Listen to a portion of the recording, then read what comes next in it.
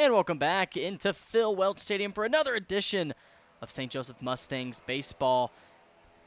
Joining me tonight, Truman Griesel. I'm Jackson Phelps. Will be your broadcasters tonight for yet another homestand here at Phil Welch. And the Mustangs went on a little bit of an away trip, a little bit of a road stand the last couple of days. Last game against the Mudcats got rained out, so that'll have to be played a different time, but went 2-3 in the away stand this weekend. They lost to the Clarinda A's 4-3. They run-ruled the Griffins 13-0 in 8 innings. Bronco with his first start in a win, just like only giving up 2 hits on 0 earned runs and 2 strikeouts in a 7-3 win against Sedalia. Reith went 5 innings, only 4 hits, 1 earned run, and 5 strikeouts. And Truman, an impressive away stand for these Mustangs. You know, they were talking about the A's being that team that they had circled in red the whole year, and the A's definitely got the best of them, only winning by 1 run, but that is the team that these Mustangs are really going to have to keep an eye out for going into the season. That's the type of games you're going to get with the A's, is just that, it's going to be low scoring, It's going to be whoever can get, just get that 1-run hit with that extra runner in scoring position. For the Mustangs, it was just they couldn't come up with that runner in scoring position hit late. I mean, overall it was their first road trip, so I mean, it was successful, 2-1. You always want to come out on the winning side. They've gotten to play so many games here at Phil Welch that they've gotten comfortable with the team, and that's why they were able to easily transition their style of play into that road trip. Tonight they'll be facing the Northeast Missouri Naturals. This is the second time that these two teams have faced each other this season. This was the home opener and the first team that the Mustangs faced this season back on May 28th, winning that one 11-0. And since it is a non-league matchup, there will be no run rule tonight, and hoping for another win here for these Mustangs. But your Mustangs come in 13-2 and 9-1 in the Mink, and look to continue another great homestand coming up. But we'll have the pitchers, the lineups, and defensive lineups coming up here as you're watching Mustangs baseball here on YouTube.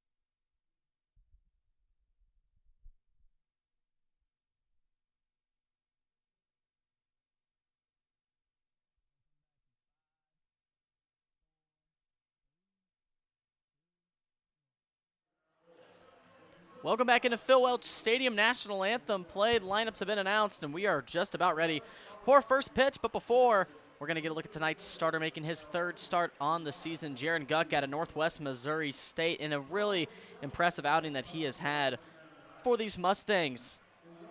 Really impressive outing back on May 31st. His first outing, 4 innings pitched, giving up 3 hits, 1 earned run on 10 strikeouts.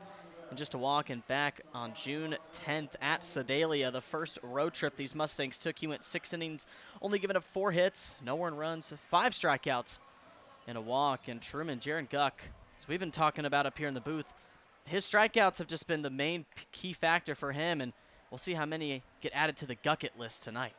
It's been very impressive so far to start this season just for Guck. I mean, he just continues to attack that strike zone. He doesn't try and,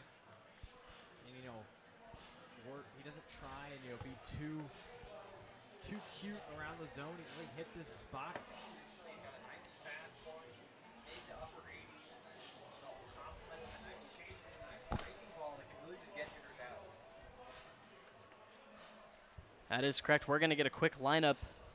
We're going to look at these Northwest Missouri Naturals. Leading it off will be Gage Scott. Second hole, Ty Hall. Batting third, Landon Wells. In the cleanup, Matt Asher. Batting fifth, A.J. Nickel. Batting sixth, Jack Thomas. Batting seventh, Grant O'Haver. Batting eighth, Alex Alton. And in the 9 hole tonight, Grady Haruska. Guck looking to continue this Mustangs dominant outings after this last week. Outscored their opponents on the away trip 20-7.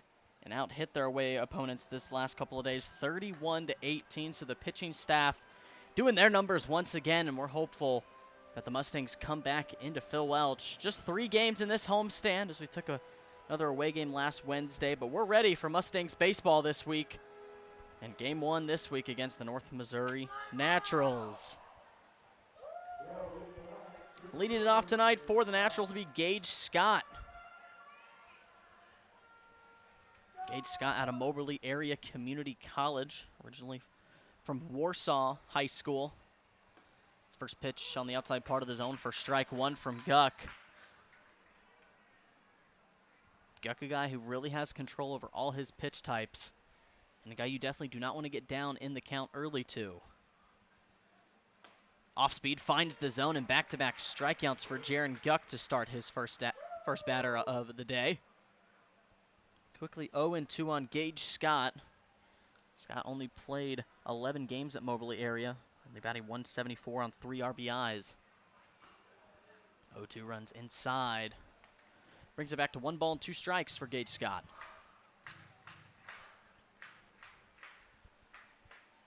Scott was 0 for 4 in his last game against the Mustangs back on the May 28th. 1-2 slider outside, evens the count up at 2 balls and 2 strikes.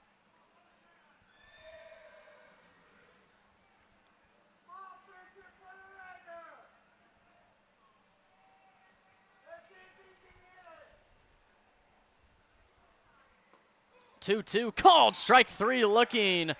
And Gage Scott, you can add him to the Gucket list, and the first strikeout on the night for Jaron Guck.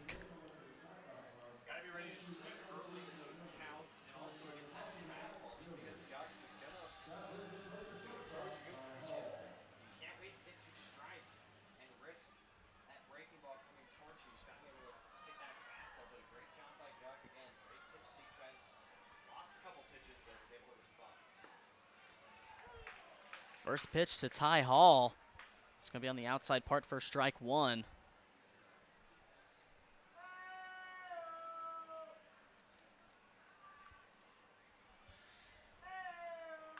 It's going to be swung on and into right field. Giving chase is Lucart. He will not get there, and it'll fall for strike 2. So quickly, no balls and 2 strikes to Ty Hall.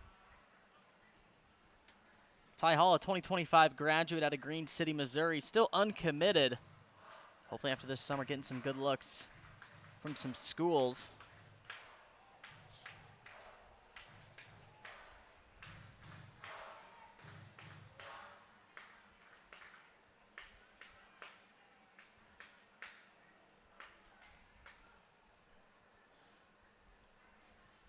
No balls and 2 strikes to Ty Hall.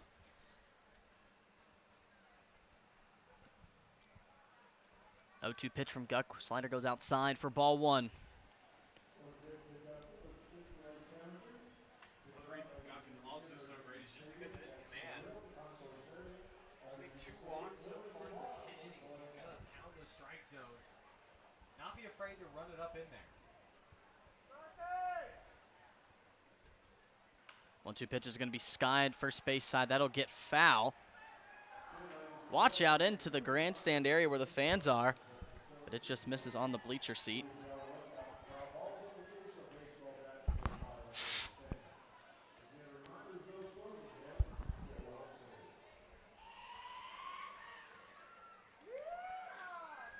One-two from Jaron Guck.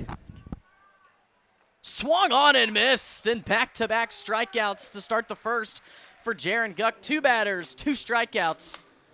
And Jaron Guck moving along here in the Mustangs, top of the first. What's the off speed right there? Just a nice changeup, 1-2. To let him pull that string. Guck's changeup looks so much like his fastball, except for the velocity difference. And a little bit of left to right movement. Right there, Hall was expecting fastball, and he got changeup and whiffed right through it. Don't change it. You can hear me on the YouTube. It's just you can't hear me in the ears. And that's going to be skied into left. Giving chase was Bodenhausen, and we are 1-2-3 in the top of the first. Guck 2 strikeouts. We're headed to the bottom of the first. Still no 0-0. You're watching Mustangs baseball here on YouTube.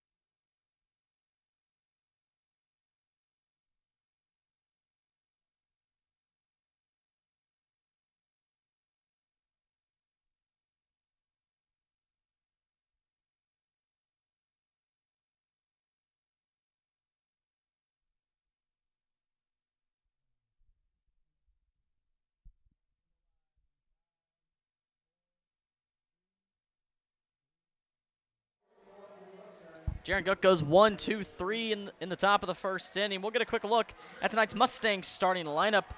Leading it off tonight, Darius Freeman playing center in the 2-hole, Jack Mosh. Batting 3, Braden Lucart. And the cleanup in the 4 spot, DH, Justin George. Chris Coy at the 5. Easton Philippi in the 6th. Tyler Gundelfinger in the 7th. Jaden Little in the 8th. In the 9-hole tonight, Truman, Bodenhausen, and leading it off tonight will be Darius Freeman. First pitch into zone for strike 1. Freeman so far on his season 12 for 38. He's drawn 9 walks, 8 stolen bases on 13 RBIs, so another productive season from Mr. Freeman for the Mustangs. 1 pitch swung and a miss from Freeman. He's quickly down, no balls and 2 strikes. To tonight's starting pitcher for the Naturals will be Landon Gillian out of the John Wood Blazers. The 0-2 pitch to Freeman. It's going to be chopped over to second base. Haruska gets there in time and over to first in time for out number 1. So Freeman grounds out to second base for the Mustangs' first out.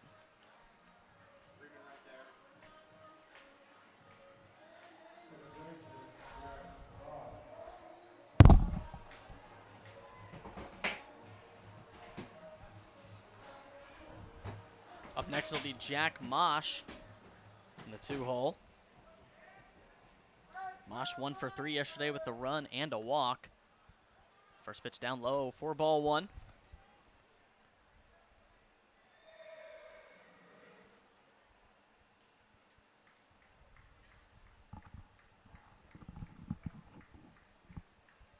One-0 delivery to Mosh. Bounces off the dirt. Quickly 2-0 to Jack Mosh.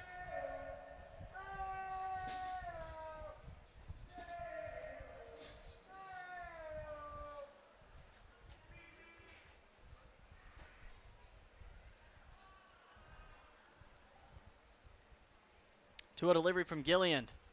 Off speed of Mosh puts a nice drive over into right field, giving chase is Alton. And he is there in time for the second out, so 2 quick outs for the Mustangs, looking like the Naturals in their top of the first. But now brings up Braden Lucart, who did not play yesterday, but he has been having himself a heck of a season for these Mustangs. So far, 13 for 36, 13 walks, 15 runs, and tied with Freeman on the most, 8 stolen bases. So nice season from the Missouri Southern kid. First pitch taken for strike 1.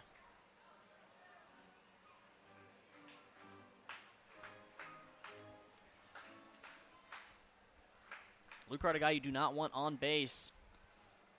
Speedy kid can really manufacture runs so easily for these Mustangs as he takes ball 1 inside, even the count up at 1-1 strike. That's something the Mustangs have just done so easily this season, is manufacture those runs. Whether it's been a single, then a walk, then an error, you can't give these Mustangs hitters any free bases. Lucart watches that one outside for ball 2, so he's up in the count, 2 balls and a strike on Gilliand. The 2-1 pitch. Inside but called, strike 2, evening the count up at 2 balls and 2 strikes to Lucart. Lucart didn't really agree with that call. It ran inside pretty heavy. He sits at 2 balls and 2 strikes. 2-2 delivery is going to be chopped over to third. Asher fields it. He makes a far throw over to first in time. And a close play at first will be the 3rd out for the Mustangs. And we're headed to a quick second inning. Still no runs for either team as you're watching Mustangs baseball here on YouTube.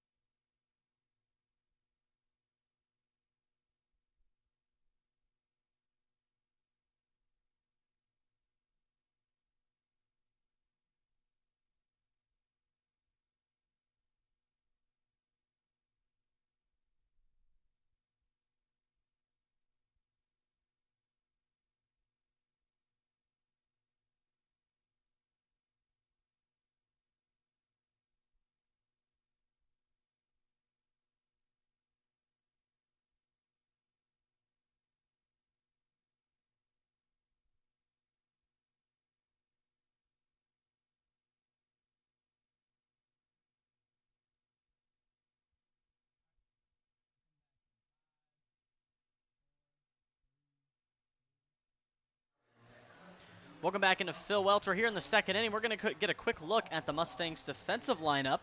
It'll be Jaden Little at first, Jack Mosh at second, Chris Coy back at short, Gundelfinger at third, and in the outfield, Braden Lucart in right, Darius Freeman covering that grass in center, and Truman Bodenhausen in left. And the pitcher-catcher will be Easton Philippi behind the dish, and Guck, an impressive first inning from him, 2 strikeouts, and Truman really just continuing to go on his stellar season so far. I mean, again, Guck has just continued to shove whenever he's out there. He's just doing much of the same. It's going to be flied out to center field, but Darius Freeman gets over there in time for the first out. Matt Asher retired on the first pitch of the second inning, and a quick first out for the Mustangs. This one right there was a nice pitch from Guck. I mean, Asher swinging early in the count, put some good wood on it. That pitch is just a little too elevated. Asher couldn't drive that one, so he skied it. That'll bring up A.J. Nickel. Nickel 1 for 3 last time out against the Mustangs with a hit by pitch as he takes first pitch strike on the outside. Nickel out of Coe College, originally from Battle High School in Columbia, Missouri. Second pitch swinging, and he's going to foul it off, so quickly down, no balls and 2 strikes to Guck.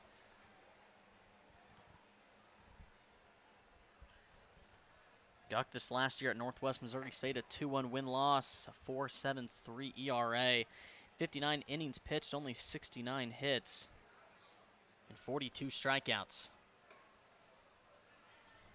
Nickel takes upstairs for ball 1, so a ball and 2 strikes. That was the setup pitch right there, you know, fastball up and away. Expecting maybe go with that slider, trying maybe dropping the changeup here. Did it in the first inning to Hall. 1-2 delivery. There goes that. Looks like that slider outside, and that'll be taken for ball 2. And, you know, Guck, what we've noticed, he's such a big tempo man. You know, he gets up there, the pitch delivery, very the same every single time, and he knows exactly where he wants that ball. And he's a good guy if you want to have some good accuracy and delivery across that plate. 2-2 pitch, that's going to be swung on into right field. Lucart didn't get the best jump, but he's there in time for out number 2. Just trailed up a little bit too much for Nickel. And 2 batters retired quickly on the Naturals. Sometimes right there, if you're Lucart, it was a good job. His first read was back, which is the correct first read. That was able to come in. Another nice pitch again from Guck, outer half of the plate. Didn't catch too much of that plate. And Nickel wasn't able to get a great barrel on that one. Jack Thomas batting in the 6th hole. First pitch is going to be popped up high. That's in the shallow center field. Calling off Mosh's Freeman into the sun, but makes the catch for the 3rd out, and back-to-back 1-2-3 innings for Jaron Guck as we're headed into the bottom of the 2nd, scoreless and no hits for either team. Already a pitching matchup in the works, but we're headed to the bottom of the 2nd here on YouTube.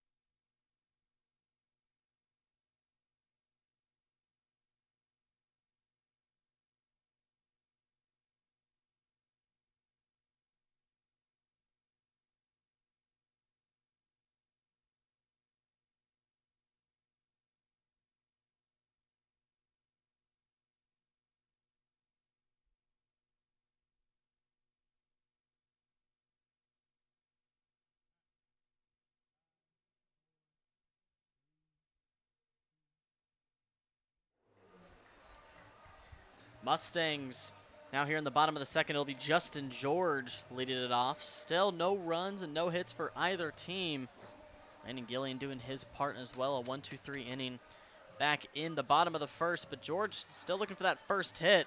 So far on his season, 7 for 31, a double on 7 RBIs and 5 runs.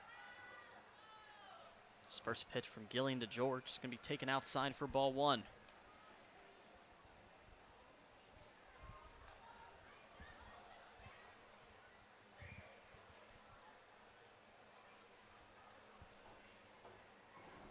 One-0 delivery once again outside, and George quickly up in the count. 2 balls and no strikes.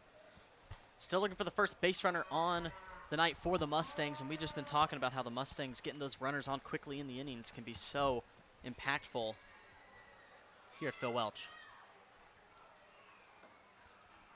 George quickly finds himself 3 balls and no strikes on Gillian.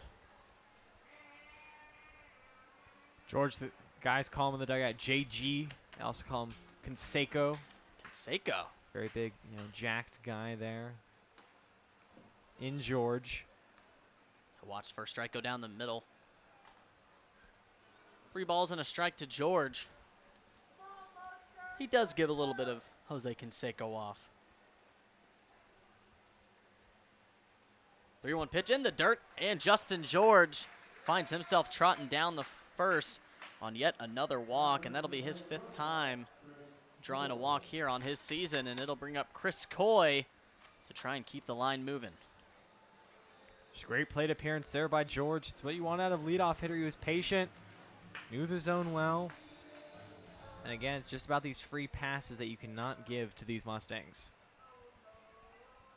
Coy, 45 plate appearances for this Mustangs roster as he's first pitch swinging on the off speed for strike 1. 14 hits on those. One of the more consistent players. He was 2 for 5 yesterday with a run.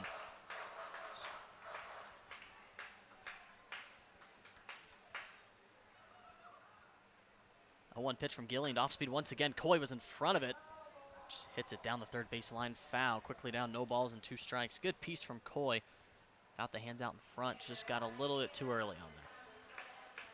Gillian really going with those first pitch breaking balls, and so far that's the pitch he's been able to locate. Hasn't really been able to locate his fastball well. So those things, usually as a starting pitcher, you usually see that fastball being the pitch they can throw for strikes, and sometimes the breaking balls that aren't following across. But tonight, so far for Gillian, it's really been that off-speed stuff. There's that heater. Coy couldn't catch up to it. Fouls it behind, keeping the at-bat alive at no balls and 2 strikes.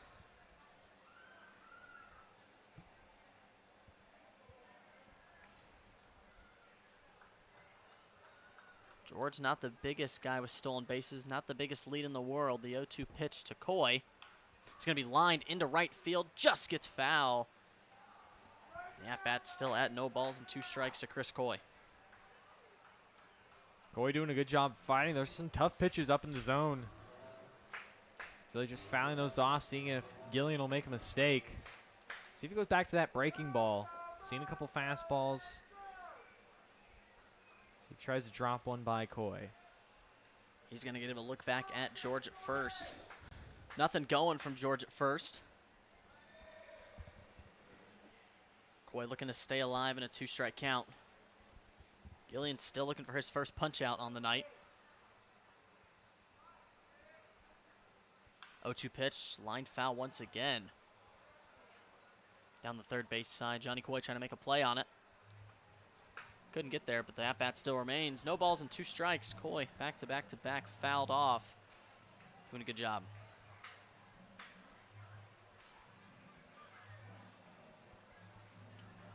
Coy looking to see if he can put one of those in play here on no balls and 2 strikes. Still no outs for the Mustangs. Watches that one go down in the dirt for ball 1. First ball Coy's watched in this at-bat.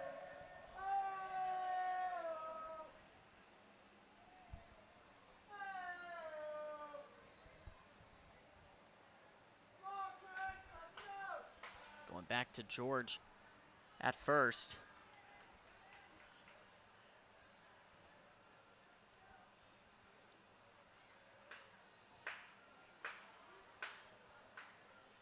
One-two to Coy.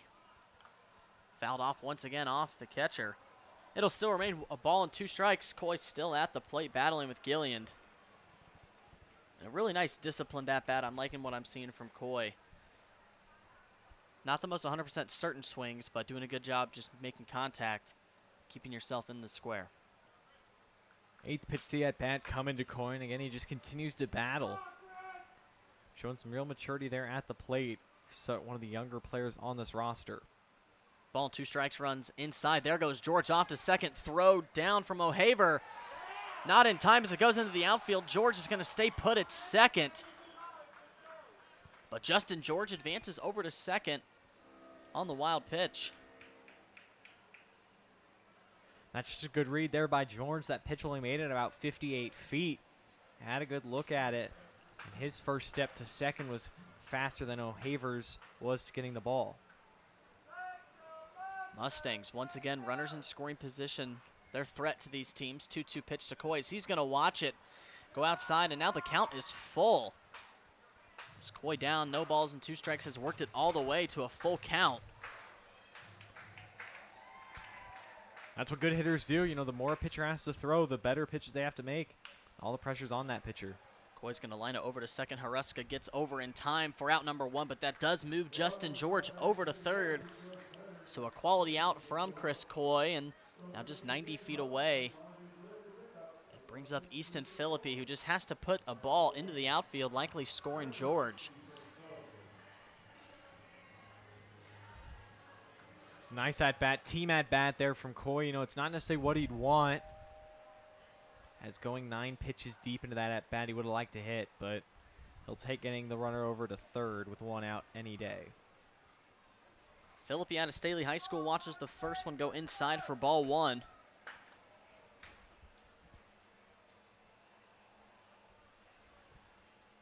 One 0 to Philippi down low in the dirt. Slow first game from Philippi, but he's really started to pick up in his young, blooming first week with these Mustangs. 5 for 18, has drawn 6 walks, 5 RBIs, and 6 runs and a double. The young man making an early impact here in St. Joe as he swings and misses on the third pitch. 2 balls and a strike to Philippi, tonight's catcher.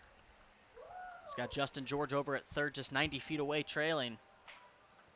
Mustangs looking for that first run of the ball game. 2-1 pitch to Philippi. He's going to pop it over to the third base side. That one's going to get foul. And evens the count up at 2 balls and 2 strikes. Mustangs hitters also so hard to strike out. 1 through 9.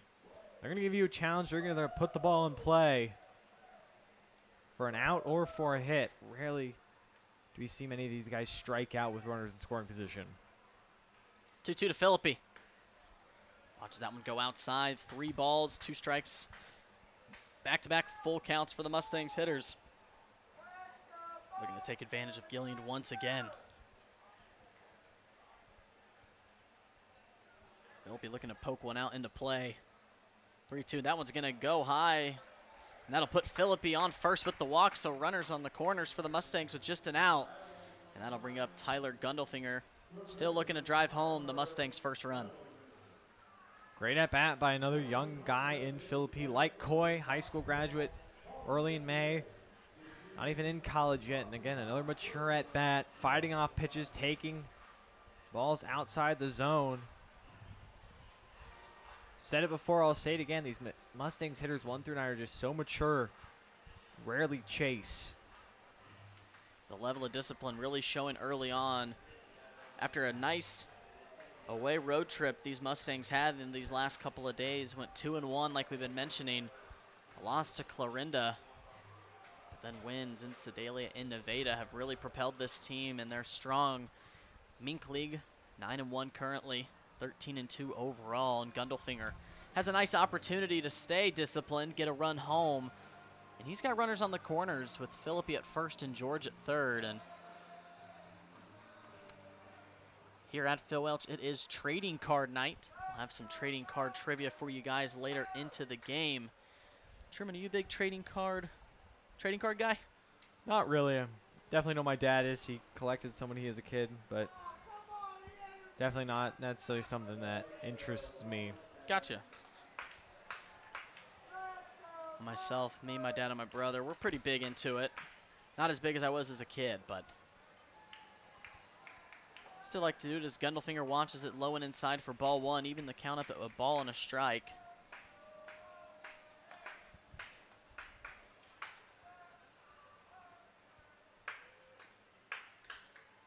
Gillian looking to get out of a jam. Half the mound visit. As Gundelfinger's going to put a drive into center field. Scott giving chase, looking up into the sun, makes the catch, but George will tag from third. And an easy first run for the Mustangs comes from the RBI sacrifice fly from Tyler Gundelfinger, and the Mustangs lead it 1-0. Another unselfish at-bat. Did what he had to do, avoided the double play ball, avoided the strikeout. Comes through with a sac fly, putting the Mustangs on the board. And again, very Mustangs way of scoring. Couple of walks, a wild pitch, a grounder, moving George over to third, and then the sac fly cashes him in. An unselfish at-bat once again. Gundelfinger doing the job that he was put to do. Philippi stayed at first. That'll be lined into the left center gap from Little. Philippi on his horse. There he goes all the way over to third in time, and Little moves up to second. And another two-out hit from these Mustangs this season has really been propelling them. And Jaden Little, a nice poke into left center field. He's got two runners in scoring position for Truman Bodenhausen. Little's been one of the hottest hitters in this Mustang lineup. Again, he just continues to find barrels, find pitches to hit hard. Bodenhausen, another opportunity with runners in scoring position for the Mustangs. The biggest catalyst for them on the season is what they've been doing so good. As he watches the first one go outside for ball one. That'll be Little's 8th hit on the season. It's 8 for 32. Like we said, as of recent, one of the better hitters had a slow start to his season, but he's really picked up some gas, making some big contributions to this Mustangs team. Bodenhausen quickly up 2 balls and no strikes to Gillian. He's looking to get out of the inning, only allowed 1.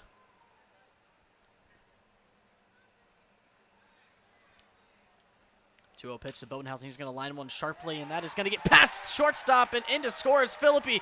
Little's going to be waved into no play to the plate, and 2 runs will score on a 2 RBI single from Truman Bodenhausen, and the Mustangs lead it 3-0 in the bottom of the second.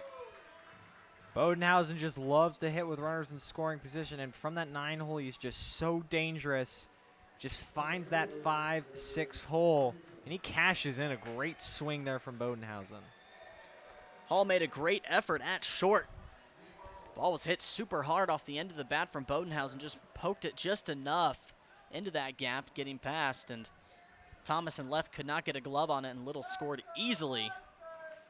As Darius Freeman back to the top of the lineup watches strike one on the outside half, and these Mustangs, Truman, continuing to just be aggressive as it is with runners in scoring position, especially with the 2 outs. I mean, we said that last week. These Mustangs seem more comfortable than ever as Freeman puts a deep drive into center field. Scott giving chase into the sun, and he makes the catch, but not before the Mustangs plate home 3 in the bottom of the second, and they take a 3-0 lead on 2 hits. We're headed to the third inning of work. Your Mustangs lead it 3-0 here on YouTube.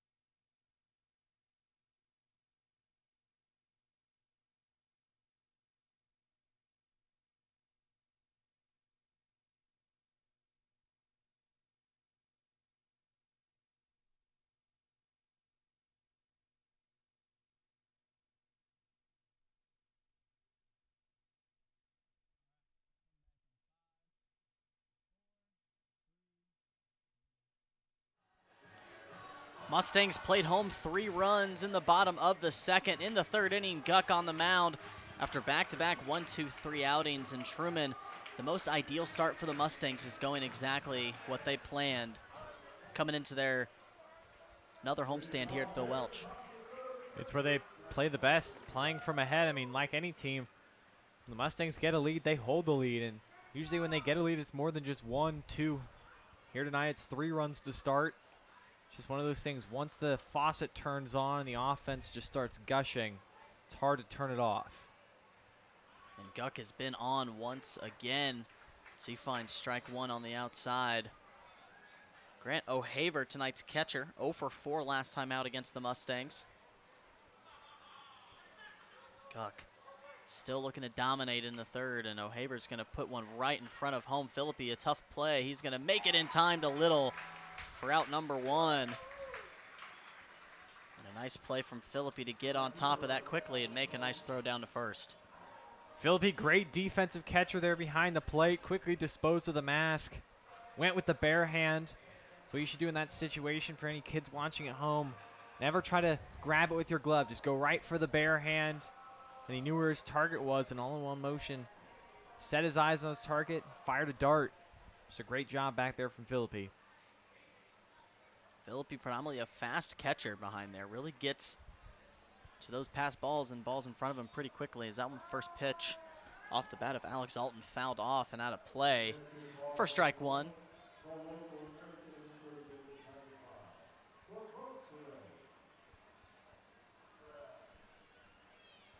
Alton did not play against the Mustangs last time out. And Alton's going to line it over to third. Gundelfinger picks it up on the hop, makes a far throw over to first in time for out number 2. And another 2 quick outs from Mr. Guck in this Mustangs defense. This Mustangs defense just plays behind their pitchers. They will make a few errors from time to time, but when you have a pitcher getting soft, easy contact like that, it's really hard to mess that up. Coming to bat next, the Atlanta kid, Grady Hureska. 0 for 3 and hit by a pitch last time out against the Mustangs at John Woods Community College. Lines one sharply foul on the first pitch from Guck, and Guck looking to go back-to-back-to-back innings, 1, 2, 3. Still has not given up a hit on these Naturals.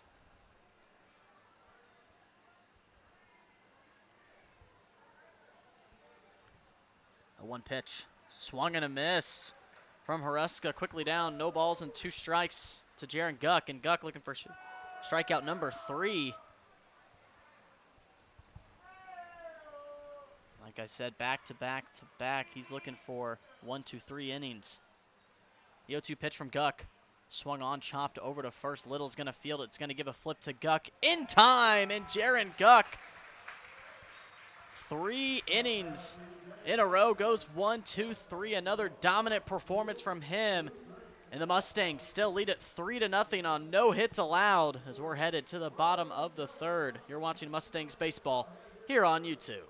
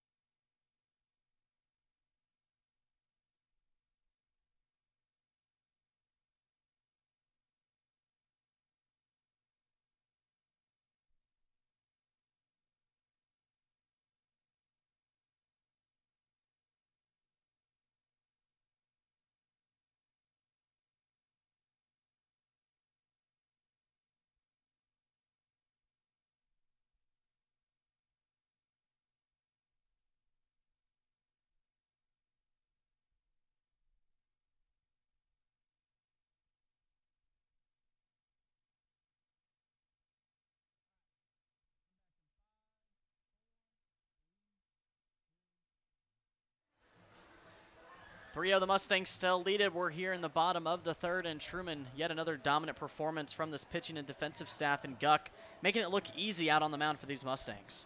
I mean, when you continue to throw strikes, really just attack the zone, I mean, sometimes hitters just aren't ready for that, and really it's been just a gut punch from Guck, and it's just been, honestly, back to the normal workday for him. His slider is very on point tonight. I've seen, it's very tight. It's got nice spin, nice movement. Now that changeup really complementing that fastball. I mean, when you have all three pitches working this early in a game, Guck, I mean, I think we could see him go 6, 7, 8 innings. That would be the hope, as he is still perfect through 3 innings of work. It'll be Jack Mosh for his second plate appearance, lined out to right field back in the first as he watches off speed in the zone for strike 1. Gillian still on the mound for the Naturals. Back-to-back sliders to Mosh. That one just misses for ball 1. Evens the count up at a ball and a strike. Mosh still in the transfer portal. Still using these summer weeks to kind of develop a portfolio for himself as he's going to swing. And that is going to be lined into right field for a base hit for Jack Mosh. He's continuing his decent hitting season. 14th hit on him for his season. Mosh has just been so productive. And again, just showing right there. Didn't try to do too much with that ball. Just put a nice swing on it. When you do that, the baseball will find holes. Got the hands out in front. Just got the arms around, put a decent contact onto the ball. And everything else did the rest. Braden Lukehart watches the first one up high for ball 1. An early base runner once again for the Mustangs. Mosh only 2 stolen bases on the season. Look to see if they want to try and get him around. Lukehart puts a swing on it and a deep pop fly over to the third base side. Hall's going to go all the way over and make the play. So he was called off by Asher. He was looking at Asher looking like, is this yours? And Asher kind of made the hand gesture like, no, you got it. And Hall makes a tough play in the sun for out number 1. Again, another play for all those youngsters watching right now. I mean, shortstop is the captain of the infield. So no matter really where the ball goes, I mean, you got to listen to your shortstops right there. I mean, Hall basically caught it where Asher's standing right now, but had a better read on it. And as a third baseman, I mean, Asher did a great job just backing away, trusting that his shortstop had it. Went back to Mosh at first. You got to have that level of trust between your fellow infielders. You know, that chemistry right there. We saw Asher, what you said, just backed up. Knew that he didn't have the best look at it. And back-to-back times going over to Mosh at first base. So you can't trust any of these Mustangs runners on base. I mean, Mosh doesn't have the biggest portfolio with stolen bases, but he's got himself a healthy lead. We'll have to see. As George swings and misses on his first pitch from Gillian for strike 1. George was walked. He was the first base runner on the night for the Mustangs and came around to score the first run on the ball game. 0-1, and George's going to line it into right field. That one's trailing, foul. And quickly, no balls and 2 strikes to George. You'd think 2 strikes, you would have hitters on the ropes, but these Mustangs hitters seem to just get better hitting with 2 strikes.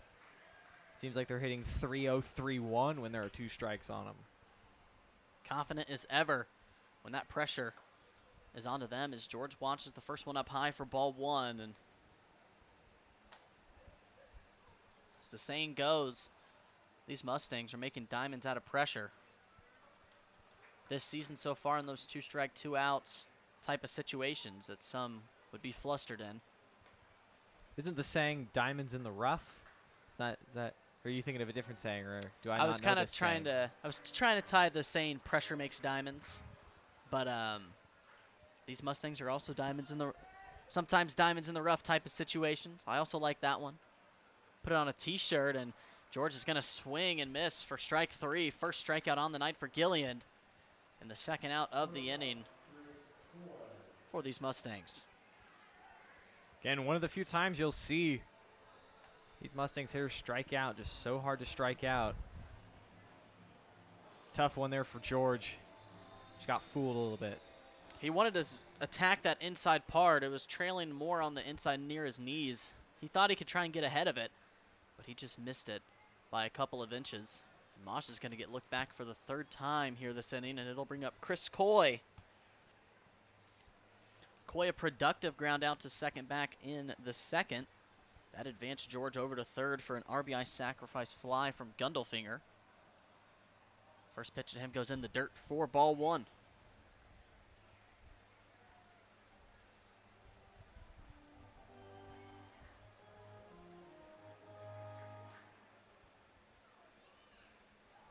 One to Chris Coy, St. Joseph kid out of Benton High School.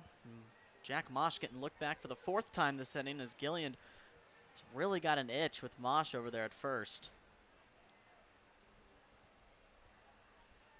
1-0 delivery inside, a good scoop from O'Haver. Keeps it in front, but quickly 2 balls and no strikes to Coy.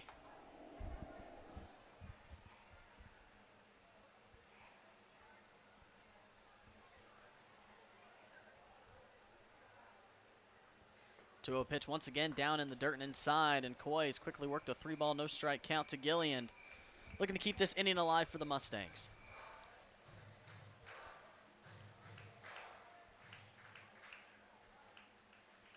Coy got that nice balanced batting stance of his.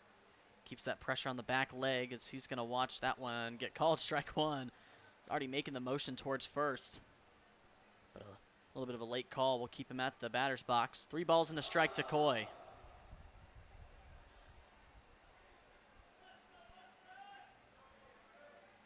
3-1, Coy's going to watch it for strike one, and Mosh is going to head on over to second with his 3rd stolen base on the season. So now a full count to Coy has Jack Mosh in scoring position for these Mustangs.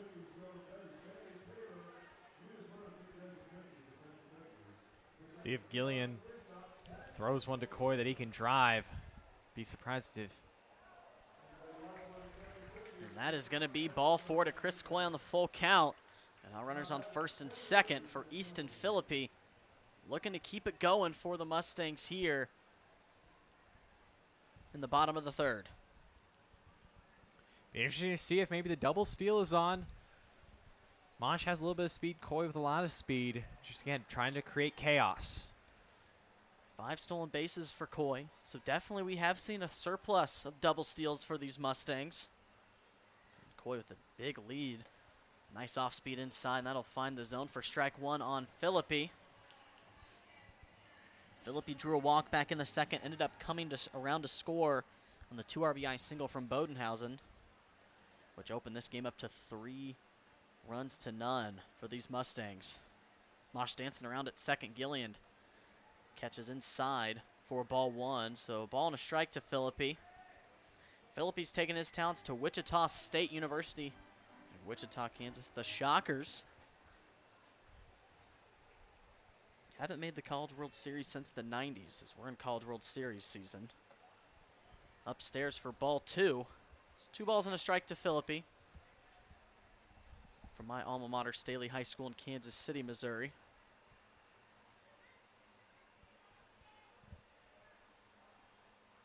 Two one pitch to Philippi, going back to Mosh for the 5th time in the inning. This time at second base. Mosh dives back head first safely. 2 outs here for the Mustangs. They lead it 3-0. If you're just joining us, I'm Jackson Phelps. Joined next to me, Truman Griesel for the night. As Philippi works a 2-1 count on Gillian. The 2-1 pitch. Philippi gave a look. He did not go. It'll be 3 balls and a strike. Looking to load the bases up for Gundelfinger.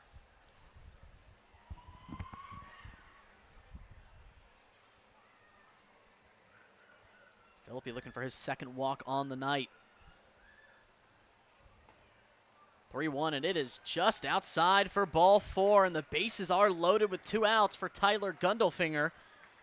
And Gundelfinger looking for some more RBIs on his good night. Again, Gillian had 2 outs, but then now back-to-back walks. Just so hard to retire these Mustangs hitters. Now he's found himself in some real dangerous territory, especially with a guy like Gundelfinger. Capability of driving in runs. I can see if maybe he can put one in the left center or right center gap. Definitely a big hole in right center. First pitch swing, and his Gundelfinger goes over to the away dugout for strike 1. We're seeing some movement going up into the Naturals bullpen as a sticky situation for Gillian. anything wrong happens, we're going to maybe get a look, seeing if someone comes out of the pen. Outfield a little bit in, especially on that left center side. 0-1 pitch to Gundelfinger upstairs for ball one, so a ball and a strike to Gundelfinger.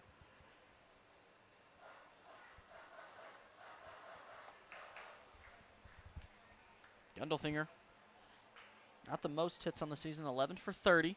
So really good outing from him so far. As that one's going to go far behind O'Haver. In comes to score is Mosh, and all runners advance 90 feet, and the fourth run home comes via the wild pitch. And it's Jack Mosh scampering home to score.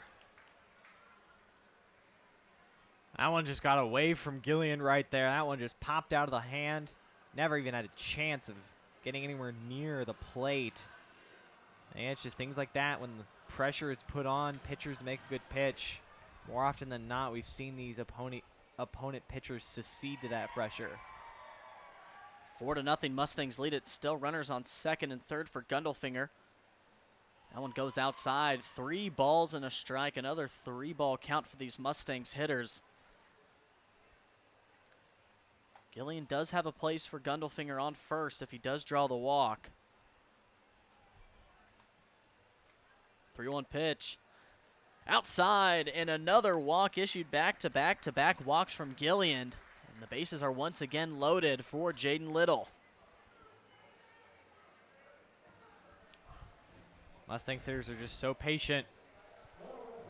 Not necessarily trying to get the big hit, but just, you know, keep passing the baton and being unselfish and let their teammate get the big hit. Little watches the first one upstairs, and it's definitely a marathon and not a sprint for these Mustangs offensively. Some will attack you early on in the counts, but more than likely you're going to watch these Mustangs hitters really drive you pitch to pitch and really work those pitch counts. Little's going to watch that one go in the zone for strike one. A ball and a strike now to Little. Mustangs, like we keep mentioning, so disciplined and so patient. And they really know what pitch they're looking for. And they'll make something out of nothing if they have to in those 2 strike counts. 1-1, Little swinging. He'll foul it off, and it'll be a ball and 2 strikes. 2 outs here to Little.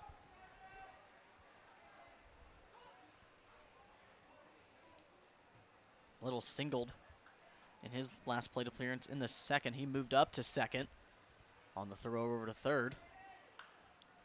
Line foul on the third base side keeps the count alive at a ball and 2 strikes.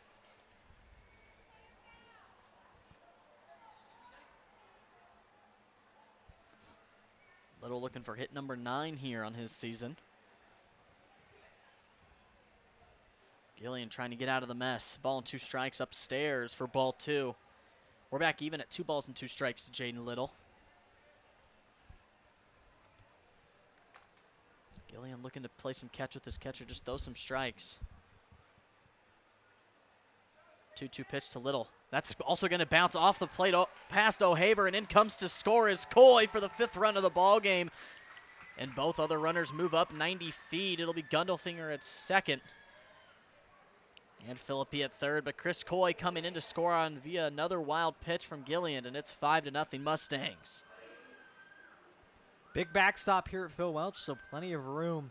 And that ball gets by the catcher. That was an easy run for Coy to score. He probably could have crawled on all 4s and still gotten home in time. 3-2, watched on the outside corner. Little doesn't like it, looking still at the plate. But strike 3 looking leaves 2 on for the Mustangs on just a hit. Bunch of walks given up by Gillian. Come around to score. Your Mustangs played home 2 more here in the bottom of the 3rd, but we're headed to the 4th inning of play. You're watching Mustangs baseball here on YouTube.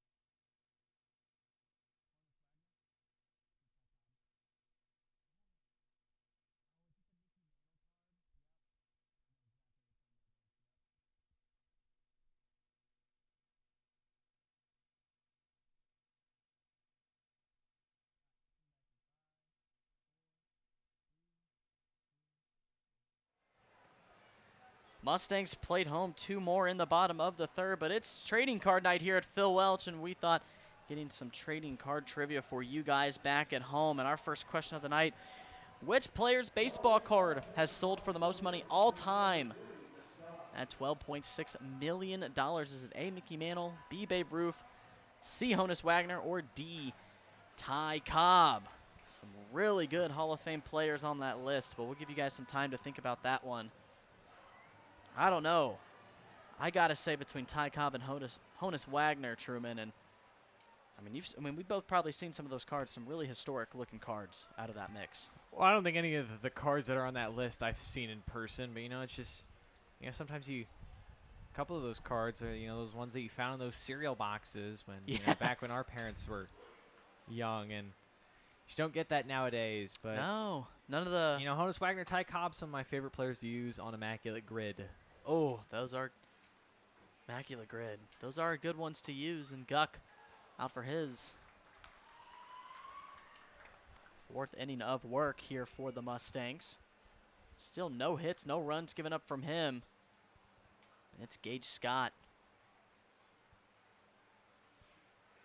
Now no balls, 2 strikes, and swing and a miss, and another strikeout here for Jaron Guck. Add Gage Scott to the Gucket list for the 2nd time tonight. That'll be strikeout number 3 from Guck. And, Truman, we've seen the outings from Guck. He has been strikeout heavy here. Not so much, only his 3rd through his first 4 and 1. And looking to see if Guck can maybe get a couple more. But he's really trusted that defense a lot more in this game than games past.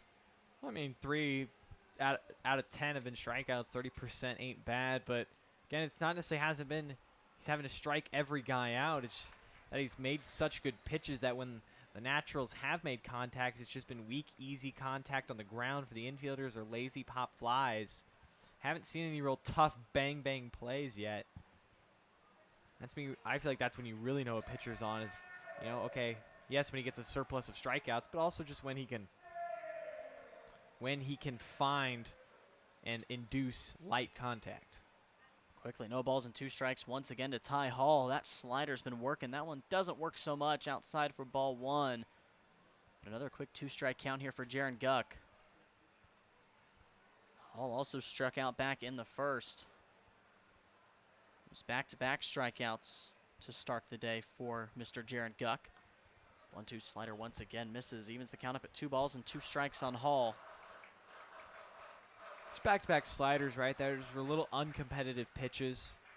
Again, with how much Guck's slider moves, he probably wants to start that just off the middle of the plate, let it cut to that outside. That way, he can either catch the corner or the batter just has to swing at it because it looks so good. Hall works it to 3 balls and 2 strikes. Looking to be the first base runner on the day for the Naturals. 3-2 pitch from Guck. Down in the dirt, and Hall works the walk. And he will be the first base runner on the day for the Naturals. And Guck still got 1 out on the inning, but the perfect game is out of order. That's one he's going to want back. I mean, he had Hall down 0-2, and he just missed consecutively that outside. Would have liked, again, maybe fastball inside. He's been really working that outside part of the plate, which is a great scouting report to have and a great execution of that, but would have liked to see him go back to that fastball instead of just continue to hammer that slider because Hall was showing he was not going to chase that slider. Landon Wells flew out to left field his last at-bat. That first pitch outside for ball 1. Off the hand of Guck. A fastball he went tried to go on that outside, just missed it. Wells spent the last 2 years at North Central Missouri College.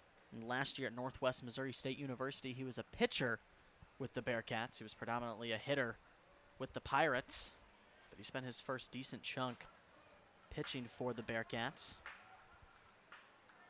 Now Guck's missed with 6 straight. Might, depending on this next pitch, might like to see Philippi go out there and just have a talk with him. Settle him down a little bit. Just stay within himself. I think, he's starting to feel himself out there on the mound trying to get those strikeouts. That's going to be grounded to short. Coy's going to go to second for 1. A quick play over to first, not in time. And Wells will reach on first on the fielder's choice, but Coy did a good job getting the lead runner at second for the second out. Great job there by Coy. The more he and Mosh just work there in the middle, the more comfortable they look. Charged that ball nicely, got a great jump on it. Didn't let him come to him and eat him up. And stayed low and just three-quarter flip over to Mosh, who made a good turn, but Wells was busting it down the line. And he did reach. Fielder's choice for him. It'll bring up Matt Asher. Popped out to center field. A deep pop fly to Freeman. 2 outs on the board. First pitch strike for Guck in the zone. Working that fastball first pitch.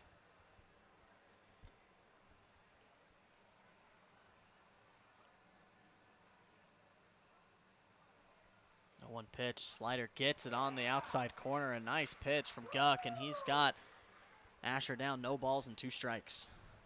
That's where that slider is so nasty. Just clips that low outside corner. There's really nothing a hitter could do. 0-2 pitch.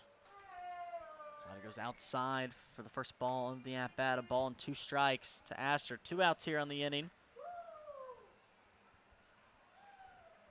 Landon Wells at first.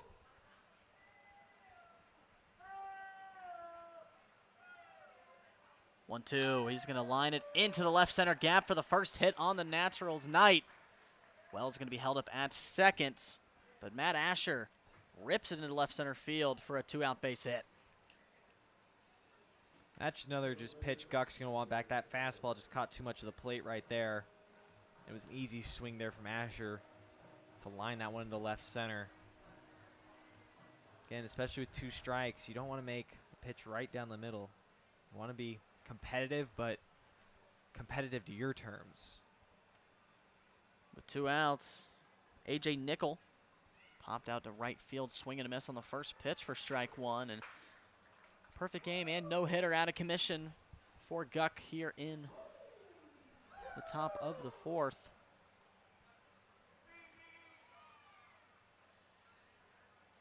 A 1 pitch. Finds the outside part of the plate. Nice pitch once again from Guck. Quickly, no balls and 2 strikes to Nickel.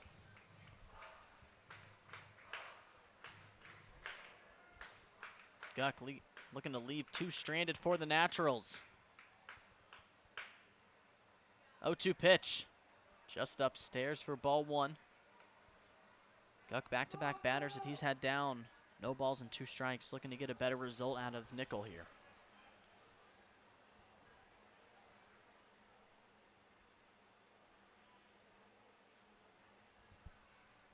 1-2 delivery from Guck. Called strike 3 for strikeout number 4 on the night for Guck, and he leaves 2 stranded for the Naturals. Only 1 hit given up here in the top of the 4th, and we're headed to the bottom of the 4th as your Mustangs still lead it 5-0 here on YouTube.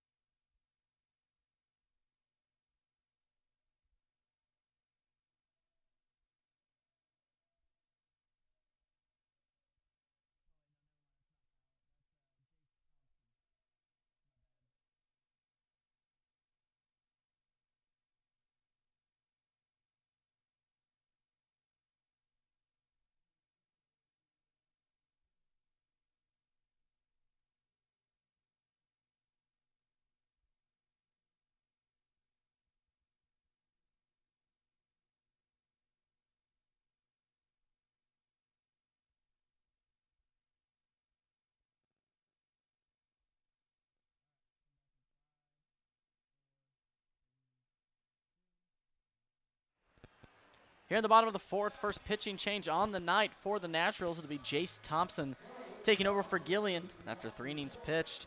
5 earned runs on 3 hits and 2 strikeouts. Looking to get some better results here for the Naturals. And he'll be meted by the bottom half of the order, Truman Bodenhausen. Had a 2 RBI single back in the second. First pitch swinging is Bodenhausen. He'll pop it foul for the first strike of the night for Thompson. If there's anything more that the Mustangs love doing than hitting off starting pitching, it's hitting off that bullpen. They're just so good once the opponent is forced to go to the bullpen. Just really pouring it on. Bodenhausen swings at the second pitch. He'll foul it off quickly. No balls and 2 strikes for Thompson. Thompson's got that wacky type of delivery. Looks like he's going to go to the sidearm. He kind of has a mix between the sidearm into the over the top. It's going to be tough to judge, especially for these right-handed hitters. 0-2 to Bodenhausen. And that is going to hit Bodenhausen on the inner half of his legs, it looks like, and he'll be plated on 0-2 at the hit by pitch. When you'll take, if you're Bodenhausen, you'll take a hit by pitch. He recently became the first player at any NCAA, D1, D2, D3, NAIA, JUCO, NJCC to be the first player to win back-to-back gold gloves at 2 different positions. Crazy. 2024, he won it at shortstop, and then this past season, he won it at second base. Insane fielding skills that Bodenhausen possesses. He can do it from both sides of the infield. It's just the player you like to have, both on the offense, getting on base, and on defense you can rely on. A key factor to these Mustangs the last couple of years. And it'll be Darius Freeman back at the top of the order. Watches ball 1 outside. 1-0 outside once again. Watches it for ball 2. 2 balls, no strikes to Freeman. Freeman 0 for 2 on his night to start. Looking to get on base for his first time tonight. Looking for his first hit as well of the homestand. When Thompson's delivery, he's going to miss arm side. See if Freeman can line one in the left center field gap. That one's going to go, and that is going to hit Freeman once again. So back-to-back hit by pitches. As Bodenhausen was already on his horse over to second. He'll stay put, and we need runners on first and second with no outs. It's Freeman. 2 speedy guys on base. Not what you want to have with Jack Mosh coming to the plate. Mustangs thrive off free passes. Right now tonight, I mean, just 3 hits, but they've scored 5 runs. They just find ways to manufacture runs. It may not be the prettiest way of scoring runs. You know, they're not banging doubles or mashing home runs yet. They're just a good, solid ball club, finding ways to score. Mosh watches the first one outside, and the Mustangs do such a good job staying composed. Just in the batter's box and on the base paths, just waiting for that opportunity to strike. The Naturals have been giving them a surplus of opportunities to plate home some runs on wild pitches, and even some easy 90 feet opportunities for these runners. Bodenhausen getting a big lead at second as Mosh watches ball 2 outside, so 2 balls, no strikes to Mosh. Mosh a single back in the third, also stole second and came around to score.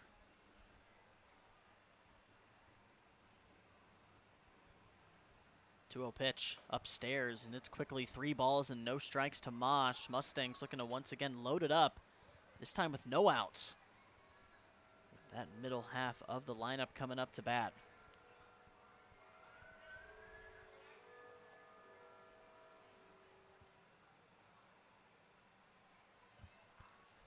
Three balls, no strikes to Mosh. Looking for another free pass for the Mustangs. And he is going to get it. 4-pitch walk issued to Jack Mosh, and we have bases loaded for Braden Lukehart. And the Mustangs, once again, multiple runners in scoring position, and all of them got some speed. Golden opportunity right here for Lukehart. Doesn't have to do too much. I mean, even if he were to ground into a double play, I mean, at least it would still score a run.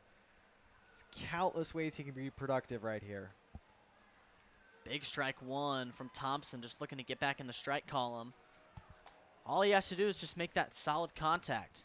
Nothing in front of the catcher or pitchers. That's an easy force play at home. He's just looking to get a ball out into play. Lukehart's going to put a big swing. Popped up into right, giving chase is Alton. A little bit more on the shallow side. He's going to make the play. Here comes in to score as Bodenhausen. Throw is on line, but not in time, and Bodenhausen will come around to score the second sacrifice fly for the Mustangs tonight, and they lead it 6-0, and both runners move up an extra 90 feet.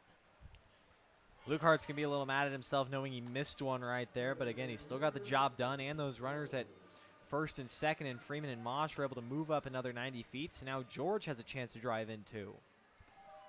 Only the first out on the inning, and both runners in scoring position after the sacrifice fly.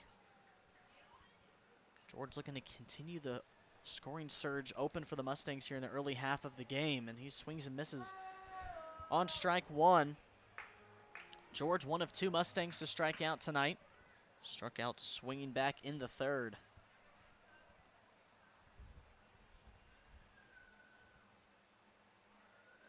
Thompson, a nice pitch on 0-1. Slider just caught the inside part for strike two, and George once again down quickly, no balls and 2 strikes. George, a bit of a close stance, so sometimes that inner half breaking pitch can just sneak by him for a strike. 0-2, and that is just going to be fouled off. No, but he's going to swing and miss, and that is going to be a tag out on the strikeout, and that'll be Justin George's second time walking back, swinging on strikes for the second out here. And still runners on second and third. And Coy's looking to get a little bit of an argument here, saying that George I don't understand. I don't understand how the umpire didn't call that a foul ball. I think George clearly clipped that. I mean, it looked like it. I don't think it was one of the cases where O'Haver was crossed up.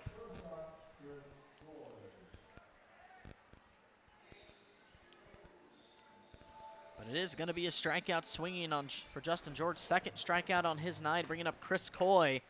Coy still looking to be productive on his night. Walked back in the third, ended up scoring.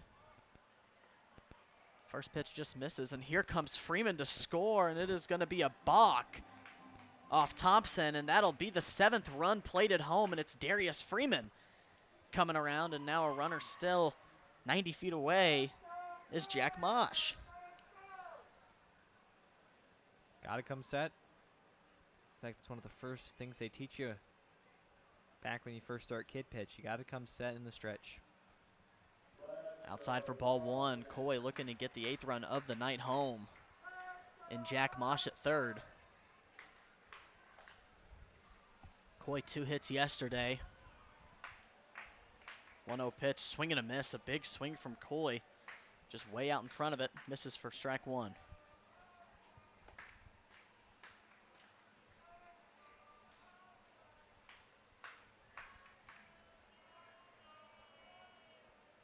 One pitch from Thompson. Coy watches it down and out for ball two. So 2 balls and a strike.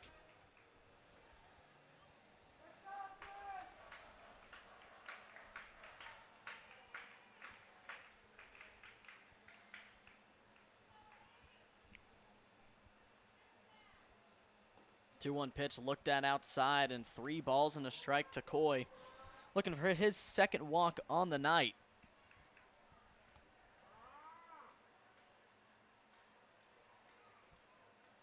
3-1 pitch.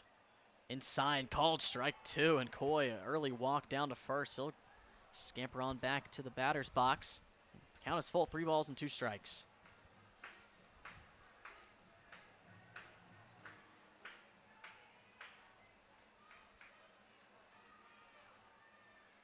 Three-two pitch to Coy. Swing and a miss, and a strikeout leaves Mosh stranded at third. But not before 2 more runs come to score for the Mustangs. Mustangs lead it 7-0 on just 3 hits in tonight's ballgame. We're headed into the 5th inning of play. Your Mustangs lead it 7-0 here on YouTube.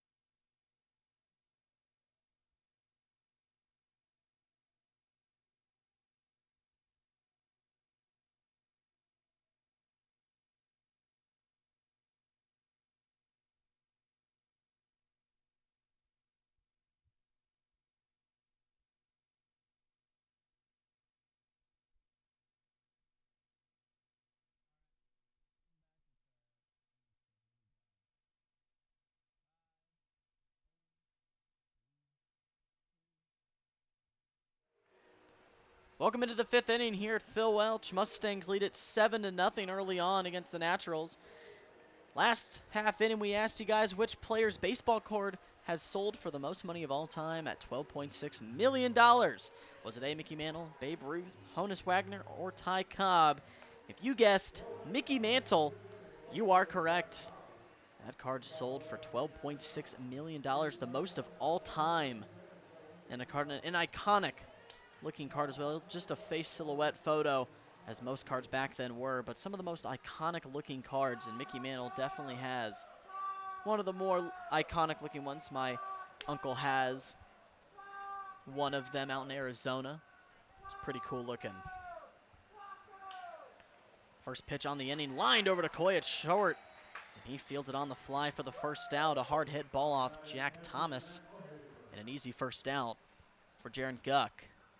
That card we're referring to is that 1952 Mickey Mantle card, which some people think is his rookie card, but is in fact not. It was just more taking into account, I believe, Topps coming into existence as a name brand baseball card.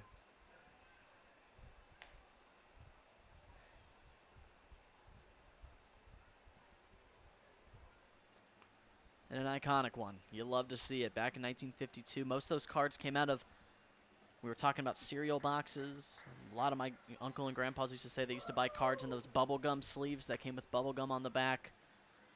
Those times have passed.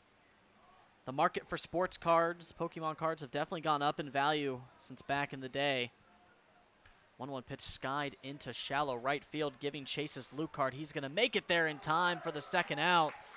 And a nice running play from Lucard gives Jaron Guck another quick 2 outs here to start the 5th. Guck, efficient as ever coming out of this inning. Had a little traffic jam on the bases last inning, but it's come out rejuvenated. Just seemed to seize the momentum that his offense have given him and transcended it onto the mound. He is really taking that type of energy that he has created throughout this game. Defense has his back, and just one of those guys who's been one of the leaders here coming into his another year here at Phil Welch. Definitely knows not only how to man the mound, but definitely man the guys inside the dugout in the pen. He has a good charisma to him, and he does it both ways. And you love to have a guy like that on a team like this Mustangs. 0-1 to Alton is going to go outside for strike 2, and Alex Alton quickly down, no balls and 2 strikes. He grounded out to Gundelfinger at third. Back in the third, Guck looking for another 1-2-3 inning in his dominant performance so far. 0-2 to Alton. Swing and a miss, and another 1-2-3 inning for Jaron Guck. And still, no runs allowed on just 1 hit, and Guck still dominating here at Phil Welch to start the homestand. Your Mustangs still lead at 7-0, and we're headed to the bottom of the 5th. You're watching Mustangs baseball here on YouTube.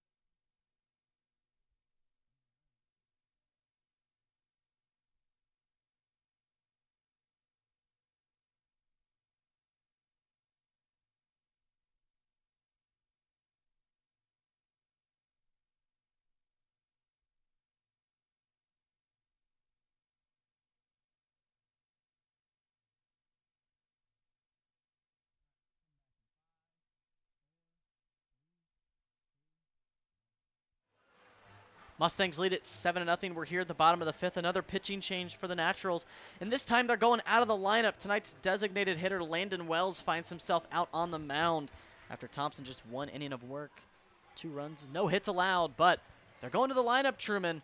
Seeing to see if a guy who's already seen some action tonight can get something going for this Naturals defense. Well, a lot of these Naturals players are listed as two-way players. Really, any one of these guys could come in and pitch. And I mean, Wells is just looking to throw strikes, get some outs. Naturals pitching has really been hurt tonight by the free passes, walks, hit by pitches, balks, wild pitches. 7 runs on 3 hits, like you mentioned, Truman. Just the Mustangs doing it every single way, finding base, whatever it takes. It's Philippi up.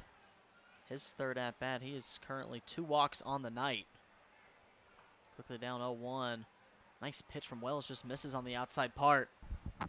Evens the count up at a ball and a strike to Philippi. Philippi tonight's catcher for the Mustangs. 1-1 pitch from Wells. Finds the zone and a ball and 2 strikes to Philippi. Trying to get the new Natural out of the pen, or out of the dugout at most. A nice greeting.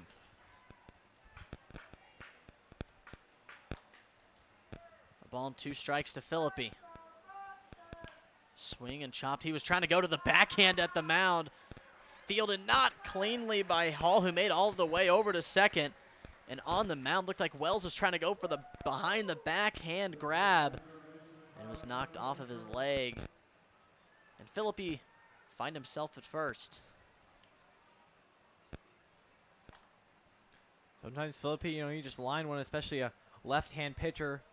Not an easy play to make, and Philippi's got some wheels from, even though he's a catcher, and he's easily able to beat out that infield hit. Mustangs continue to just put good contact on the ball. They'll bring Gundelfinger up. Watch his first pitch down the zone for strike 1. These early base runners for the Mustangs once again in these last 3 innings.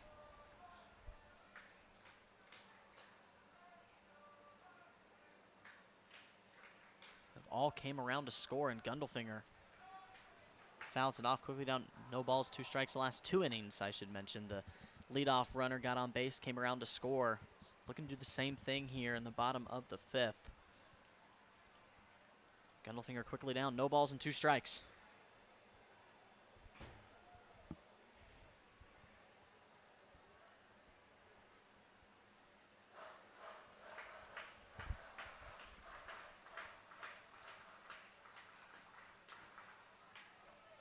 Wells trying to work on Gundelfinger. The 0-2 delivery. Just misses outside for ball 1. Wells was wanting that one. Couldn't get it.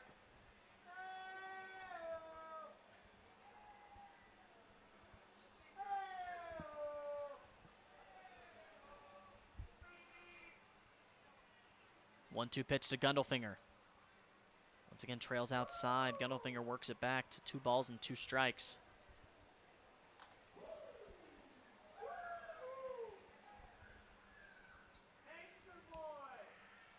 Gundelfinger drew a walk back in the 3rd.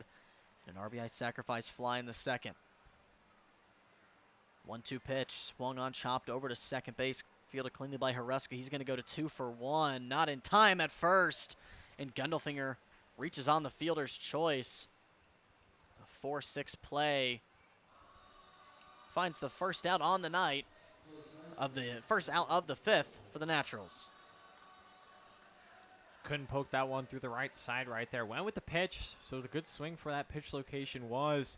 It would have been strike 3 had he taken it. Haruska playing a little bit over more than normal double play depth, but still able to get it. Nice fielding, a nice spin throw to second. Little's going to put a nice shot into right field, giving chase, and it's off the glove of Alton. Gundelfinger around second. He's on his way to 3rd, and in time. And Little reaches on the error.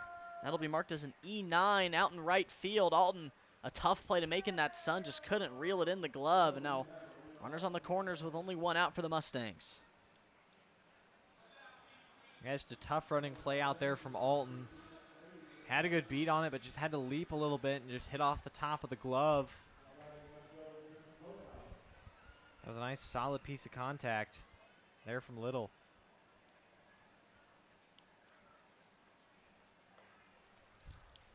That'll be marked as a single for Little, so scratch off the E9. That'll be Little's second hit of the night. Bodenhausen watches ball one inside, looking to continue this inning. And the scoring for the Mustangs, trying to take advantage. 1-0 pitch is going to be chopped weakly over to third base. That's going to continue to stay fair. Gundelfinger played it home. And Bodenhausen reaches on the infield single and an RBI single. And Little moves up to second, but the Mustangs lead it 8-0 here in the bottom of the fifth. There's no chance you're going to get Bodenhausen at first. All that speed he possesses, and sometimes it's a 45-foot doink. That's all Bodenhausen needs to drive in a run. That'll be the third RBI on the night for Bodenhausen, having himself a productive night. He can do it both ways, poking it into left field or just poking it a couple feet. He can score runs no matter what. Just putting the ball in play is the Mustangs' game tonight. They're starting to get more up into that hit category. 6th hit on the night. Freeman looking to continue this surge. Watches strike one. Still one out for the Mustangs. Little on second, Bodenhausen on first.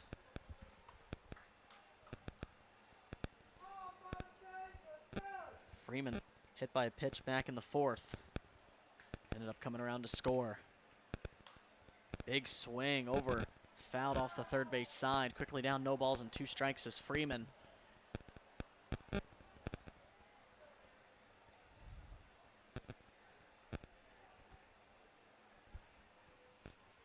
Getting a little bit of a mound visit here from O'Haver.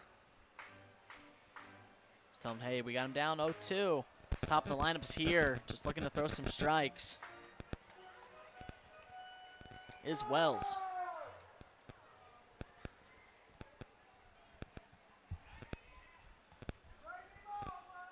The 0-2 pitch to Freeman. Fouled off once again. Back-to-back fouled off. From Freeman, keeping the at-bat alive at no balls and 2 strikes.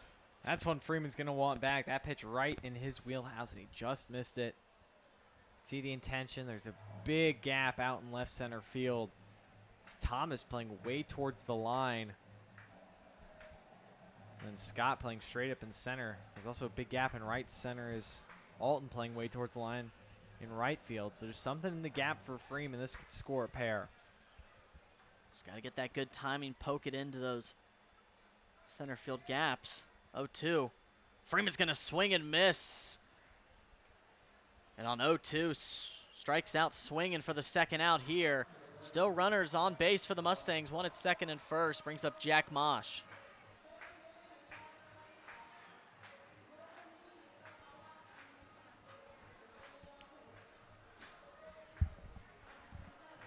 Mosh 1 for 2 tonight. Singled back in the 3rd. Drew a walk back in the 4th. A line out to right in his first appearance in the 1st inning.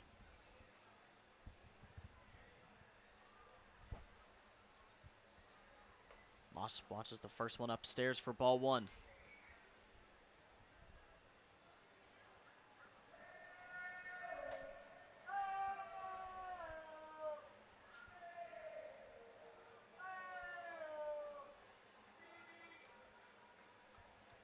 To Mosh. Mosh looking to continue with the inning, be productive in any way in this at-bat. That ball's going to get past O'Haver. Both runners are going to advance 90 feet. Now 2 runners once again in scoring position for the Mustangs. Another one right there as well as just trying to overthrow. Just spikes it. No chance for O'Haver to do anything but try to scoop it out on the short hop. Unsuccessful. 2-0 count to Jack Mosh. Looking to poke one out into the outfield. Trying to get both home. 2-0 upstairs. Mosh quickly works another 3-0 count. One of the more disciplined batters here in the Mustangs lineup. Looking to draw his second walk in back-to-back plate appearances. So far, 14 walks on the season. And let's make that 15 for Mr. Jack Mosh. And the bases are once again loaded here with 2 outs for Braden Lucart to do some damage. The Mustangs, as disciplined as they are, keep working these counts and getting base runners on. Sometimes as a team, when you're blowing out a team like your opponent, you try to, have some fun, get more aggressive. But I love that the Mustangs just stay within themselves. They're not trying to go yard every swing. They'll take a walk. They'll take a walk. Runs way inside on Lucart for ball 1. That's just qualities of a good winning ball club. Every game, doesn't matter who the opponent is, I feel like, for these Mustangs. They're just trying to prepare themselves every single day to be a better team than they were yesterday.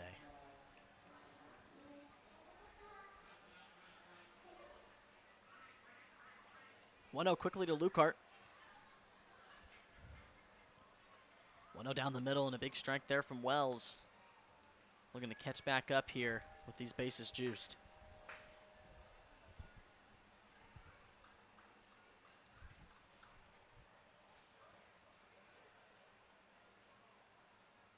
One pitch upstairs. 2 balls and a strike to Lucart. Lucart back home for the summer in St. Joe out of Missouri Southern and Joplin.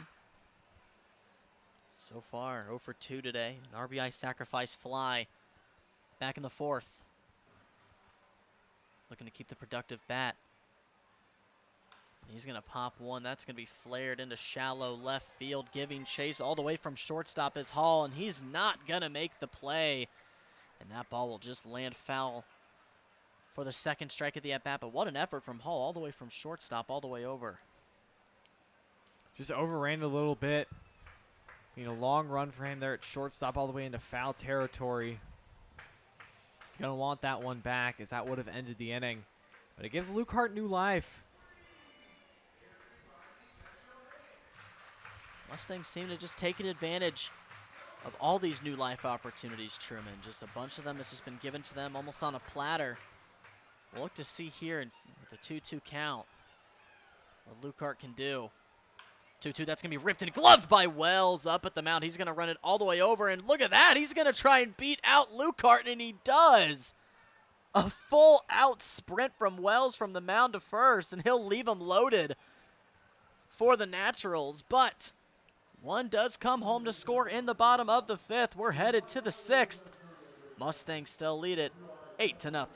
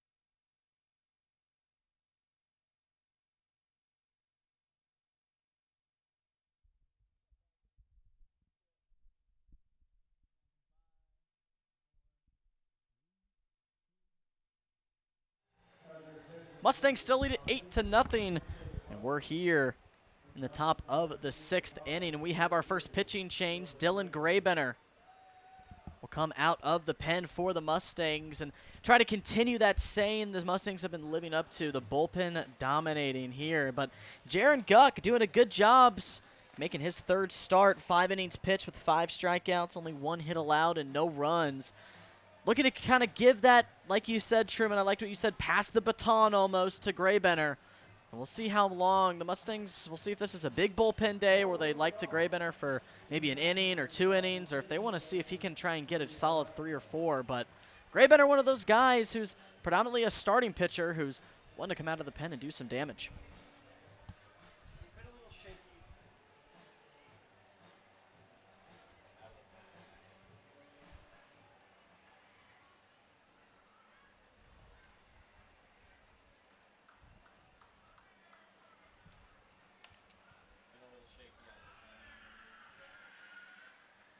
Grady Huruska to lead it off outside for strike 1.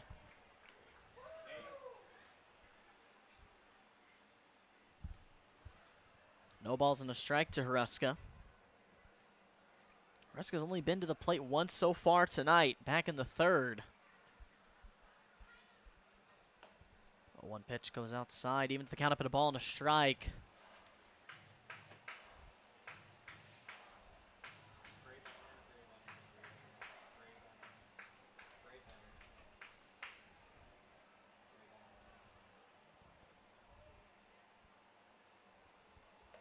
One pitch upstairs for ball 2. So 2-1 count here to Grady Huruska.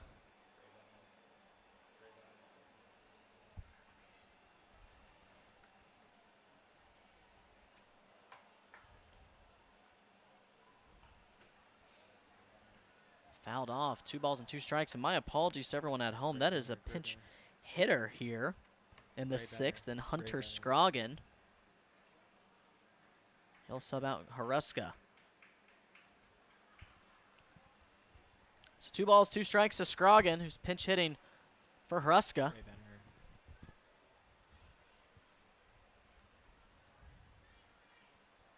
2-2 pitch. Fouled off once again. Graybenner doing a good job here. Attacking off to Scroggin.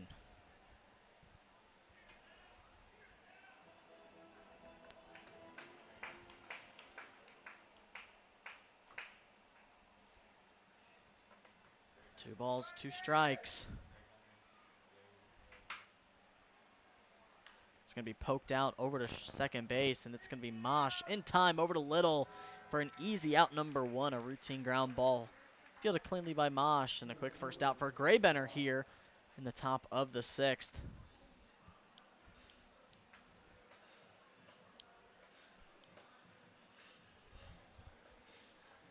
And now Lucas Edelman will pinch hit for Gage Scott. Be his first appearance. Played against the Mustangs on May 28th. He was the leadoff hitter for those Naturals. But a quick out for Graybenner. First pitch to Edelman. That's going to be chopped shortly. It'll be Gundelfinger who makes a nice cross-body throw in time for out number 2. And a nice play by Gundelfinger going from 3rd, shallow side, making a nice throw in time to Little for out number 2.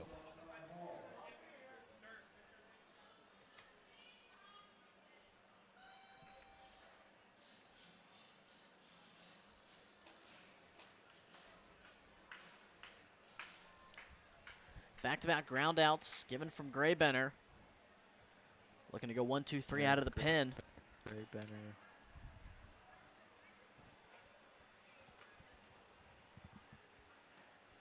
First pitch taken from Ty Hall. Hall still in the ballgame. Got 2 straight pinch hitters looking to see some new batters from the Naturals, but Hall still on if after he drew a walk back in the 4th.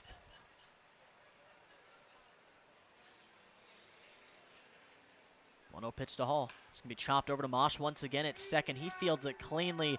1, 2, 3 goes Graybenner on 3 straight ground outs. 2 to Mr. Mosh at second. We're headed to the bottom of the 6th. Mustangs still lead at 8-0. You're watching Mustangs baseball here on YouTube.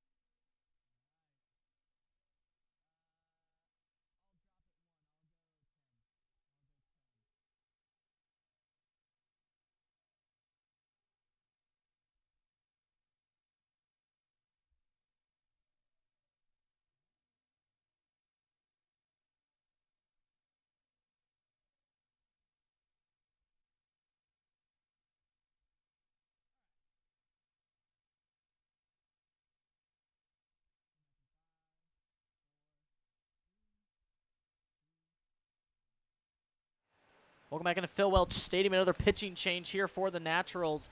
In the bottom of the 6th will be Matt Miller making an appearance in tonight's ball game. Landon Wells went 1 inning pitched on 3 hits, just 1 run given up from him. And Miller just trying to silence these Mustangs tonight, Truman. But that has been a feat that many teams, when you go down against these Mustangs, it's been one of the harder things to do to stop this team. Yeah, again, it's just those free passes that have bit the Naturals tonight. Too many walks, too many hit by pitches, not enough strikes, and just being competitive out there on the mound. Justin George lead off here in the 6th. 2 strikeouts swinging on his night. First pitch all over it, got it really early for strike 1. Miller warming up, not the most velocity kind of guy, but kind of his task just out there to put the ball in play and get some quick, easy outs for this defense. Just in there to eat innings. Mustangs look to take advantage and just continue to play baseball and just get comfortable together. Oh, one's going to be outside, and a nice off-speed pitch from Miller has George once again down. No balls and 2 strikes. Looking to avoid the 3rd strikeout on the night.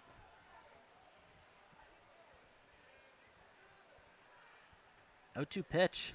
Swung on, and George puts a nice drive up into left field. Thomas giving chase. He's on his horse. He's not going to make the play off the glove. George rounding first. He's not stopping. He's going all the way to 3rd. Throw not in time, and George with a stand-up triple to start it out the bottom of the 6th. Had a nice drive all the way to left field. Just Thomas couldn't get the play made out and left. That was one of those that George just got a pitch he could bang. It was a hanger, and he absolutely crushed it. George, one of those guys we watch in batting practice, Truman, where he loves those insides, and he gets a hold of them quick. That one over to the warning track. But George, a great first start here to the bottom of the 6th with a triple. Coy almost gets hit up in the upper shoulder for ball 1. George, first triple on his season. And Coy looking to keep the line moving for the Mustangs in the bottom of the 6th. Outside, taken for ball 2. Quickly, 2 balls, no strikes to Coy. Coy struck out swinging back in the 4th as well with his counterpart, George. Has drawn a walk and scored. 2-0 pitch slapped into center field. That ball's trailing up. Making the play is Scott. Here comes George. Throw on. Not in time. And George scores on the sacrifice fly from Chris Coy. And the Mustangs lead it 9-0 here in the bottom of the 6th. Nice rip there from Coy. George able to scamper home. A little Mustangs magic. Just driving in a run any way Coy could. 3rd RBI sacrifice fly from these Mustangs tonight. And the unselfish baseball continues as these Mustangs know the opportunity at hand. And all they're looking for is just get that run on the board. Nothing fancy for the stats. And I'd love to see it here. The unselfishness really translates to wins for a ball club. It'll bring up Easton Philippi. Philippi's drawn 2 walks tonight, but did single back in the 5th.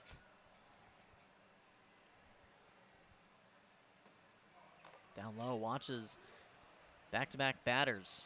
These Mustangs jump out to an early 2-ball, no-strike count.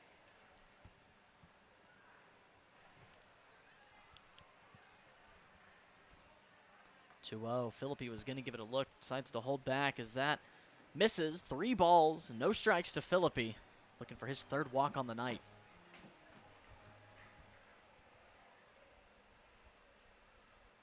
The 3-0 pitch from Miller. Outside, and there is walk number 3 for Philippi, and just 1 out. Another base runner for the Mustangs.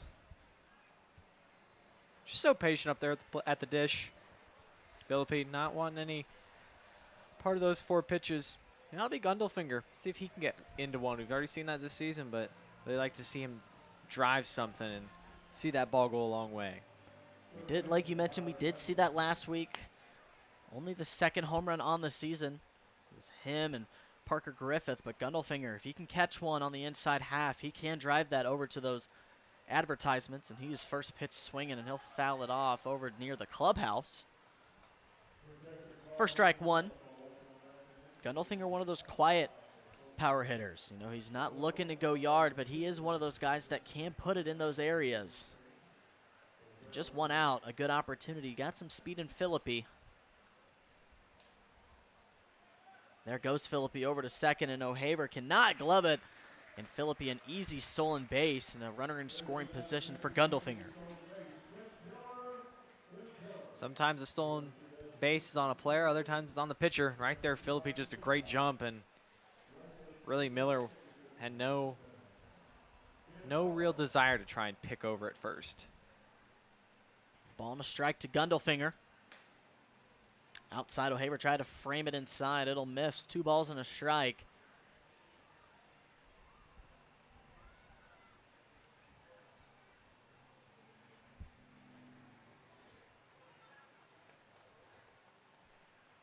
Two-one pitch from Miller. Outside once again. 3 balls and a strike. Looking to go back-to-back walks for these Mustangs. Jaden Little on deck. He singled his last time up in the 5th. Gundelfinger just trying to stay productive. 3-1 pitch. Swung on from Gundelfinger into left. That is going to be trailing high and heavy, but a nice play made by Thomas in left for the second out. And that ball just hung up just short. Off the bat of Gundelfinger. Looked like it could have gone over, but a nice play made by Thomas. That's just unfortunate for Gundelfinger. That's one of the hardest hit balls we've seen tonight. He's kept his hands inside, barrel to the baseball. If that one maybe just a little couple degree more launch angle, that one's probably off the wall or maybe over the wall. Just unfortunate to be right there for Gundelfinger. It was. Good contact made. We've seen a lot of that from these Mustangs hitters tonight. Little trying to do the same thing off the glove of O'Haver. He cannot locate it. So Philippi will move over to third on the wild pitch. But a good job there by Miller running over and gloving it, keeping Philippi at third.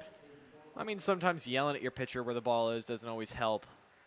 So you just got to go do it yourself. And I mean, that's one of those that, as a catcher, I mean, you feel yourself block it, but you don't necessarily know what direction it is. That's why, you know, your teammates or your coaches or your your pitcher on the mound is trying to point out where the ball went so you can go get it and prevent runners from moving up. Quickly, 2 balls, no strikes once again. To these Mustangs hitters. Little watches inside for strike 1.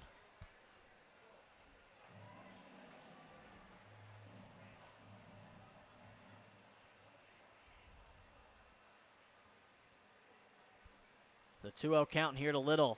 Philippi on third. 2-1 count, my apologies, is fouled off. It'll be 2 balls and 2 strikes evened out to Little.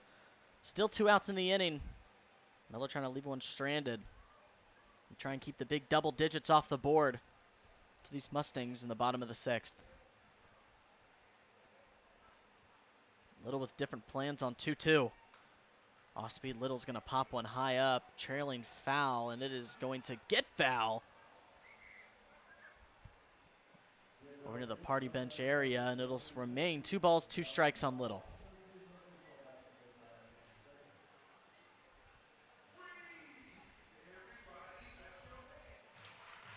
Little singled back in the 2nd and scored. Singled in the 5th, like I mentioned, so 2-hit night for him, looking to continually produce. Ball 3 will go in the dirt, so we're full at 3 balls, 2 strikes. A good block from O'Haver, keeping Philippi at third.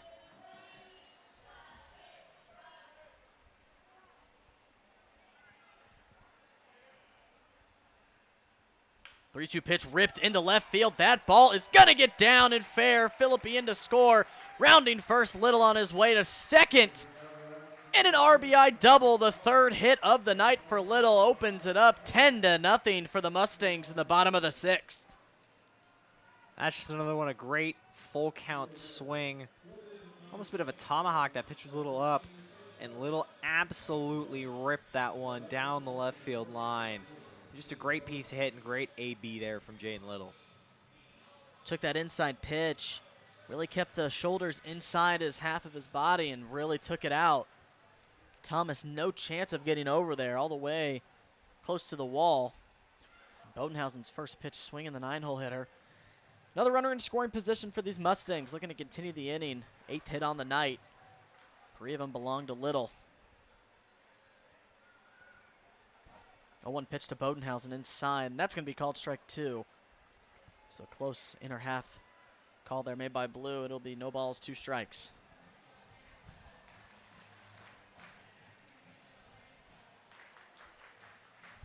0-2 pitch to Bodenhausen.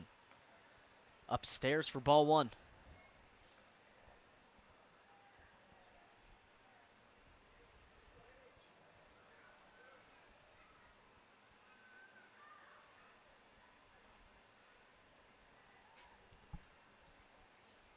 Ball and a strike. Fouled off by Bodenhausen, keeping the at-bat alive. Bodenhausen an RBI single back in the 5th, hit by a pitch in the 4th. And an RBI single back in the 2nd, so 3 RBIs for him.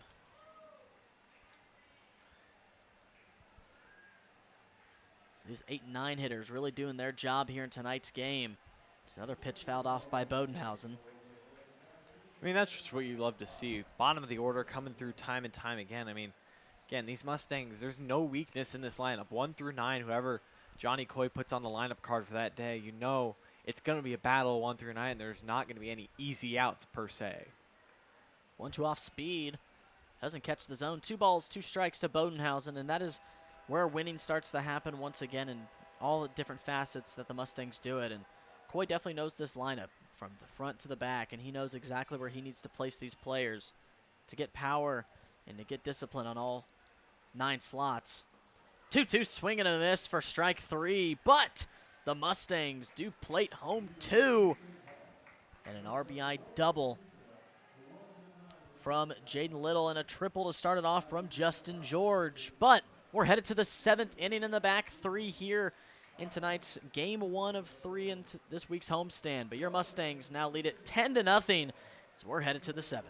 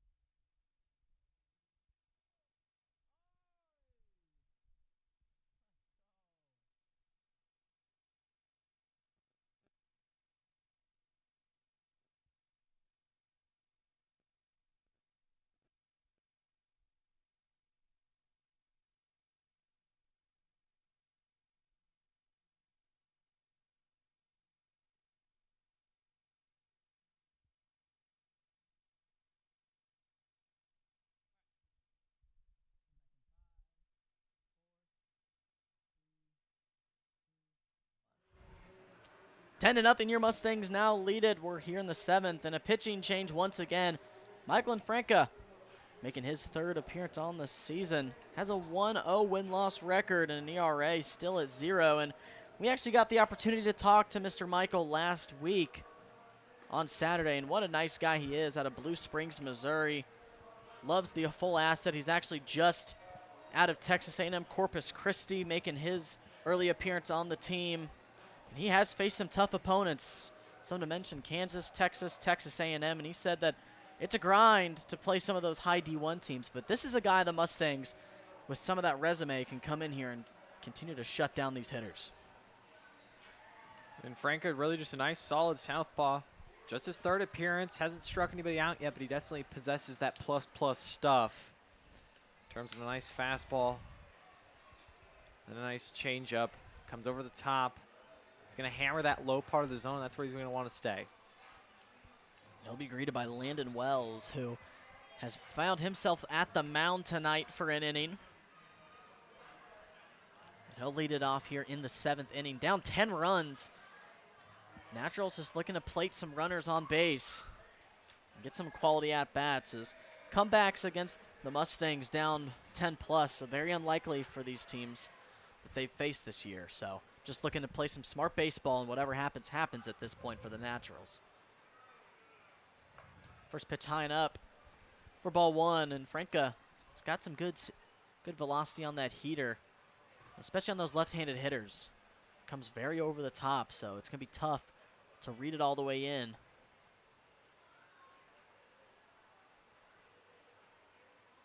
1-0 pitch. Good off speed, and that finds the zone for strike one. 1 ball, 1 strike to Wells. Franca's favorite spot to eat Chipotle. Said him and his bullpen buddies get it almost every day here in St. Joe, so if you're ever at Chipotle, you may or may not see them getting some grub. Personally, I prefer Qdoba. Just me, though. Qdoba guy? I mean, when you have it free at Lindenwood. There you go. Why not? Take advantage of it. That's right. Why not? Why not? I like Chipotle, but we also have it at Northwest Qdoba. Let's be honest. What's the difference? Fast food Mexican. I may stir up some heat, get some hate comments if you want to, drop it in, anywhere you can find me to DM me. Fine. You can't convince me. The places are the same. Just slap on a different name, maybe a few different seasonings in the different meats. Same things. You can get a bowl, burrito, tacos, quesadillas. Oh, they're the same. I agree. I don't find any difference in them. Just different names. Different names. Still same concept, Like same qualities. McDonald's, Wendy's, Dairy Queen, Burger King, fast food burger joints. Strike two for Franca. Now the count's full 3-2. Now I do say burger, fast food joints, I do find a little bit of differences in from like McDonald's to Wendy's. There is a little bit of difference. Well, but I mean, yeah, you're going from circle patties to square. So there you go. Do prefer me a good Baconator every now and Ooh, then. Baconators And are good. honestly, I mean, those are probably two of the best places that you can always guarantee getting hot seasoned fries. Probably prefer Wendy's fries, though. Another one lined over to Coy. Second time tonight that's happened. And another quick, easy first out to start the inning for Franca. I will say, I just had McDonald's fries probably 2 nights ago with my girlfriend, and, I mean, they hit every time. Now, I had Burger King's fries last night after a long night of work. No salt. No salt. So really hit or miss from Burger King. But you're right, McDonald's and Wendy's always seems to hit the spot. Gonna be honest, can't tell you the last time I ever have been to Burger King. There you go. don't know the last time I ever went through the drive-through, stepped through there. Again, coming off my freshman year of college, it's one of those things when you have I have meal plans, and in my head I was like, the food, maybe hit or miss some nights, but at least I've already paid for it, so it's quote unquote free. So why would I go out and spend money elsewhere? I mean, a couple times my friends and I would go get food elsewhere, but I want to take advantage of the things you already paid for. Exactly. That's smart way to do it. That's what I did my freshman year. It's whatever works out. And you guys at home, comment your guys' favorite fast food place. And also, be sure to check out our YouTube channel for more content this season. We're back home at Phil Welch, so more content's going to be rolling out. We'll have highlights of this game up by tonight or tomorrow. And some more player vlogs coming from Andrew Clark, more podcast episodes from me, Keaton, and Andrew Clark. Into the Stables with Aiden. Reading with Rally on the channel as well. Check out our book club, our book challenge, summer reading program on our website. So that ball goes upstairs 2-1. So just want to keep you guys involved just as much as we are this season with Mustangs baseball. And you can find all of that on our YouTube page this season. Also, for all of you that enjoyed the mic'd up with Dom Felix. Yeah. Jace Johnson was mic'd up last week, so you got his kind of experience. And this week it's Justin George. Justin George. JG. JG. Canseco. What do you say? Yeah, okay. Love to see it. Love that you get some good. You guys are getting some good players to be able to see just what that goes through their mind during a baseball game. 2-2 pitch from Franca. Off speed, just misses. That was full count at 3 balls and 2 strikes. A good pitch to Matt Asher, just missed.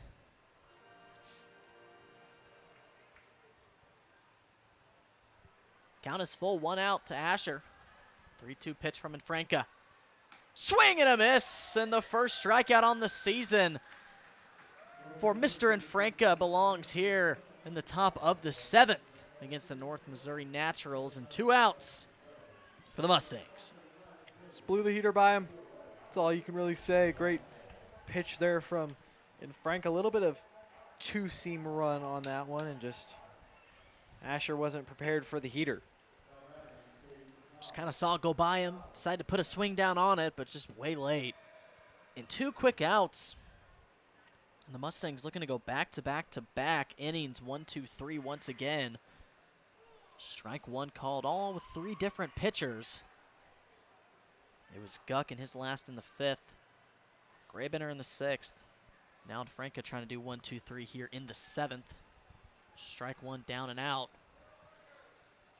Still only 1 hit allowed from these Naturals. Back in the 4th inning. Runs close and inside on A.J. Nickel. For ball 1, evens it up at 1 ball and a strike.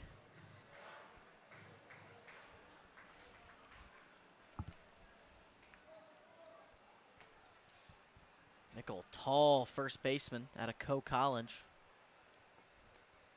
1-1 pitch gets by Philippi for ball 2. No one on base.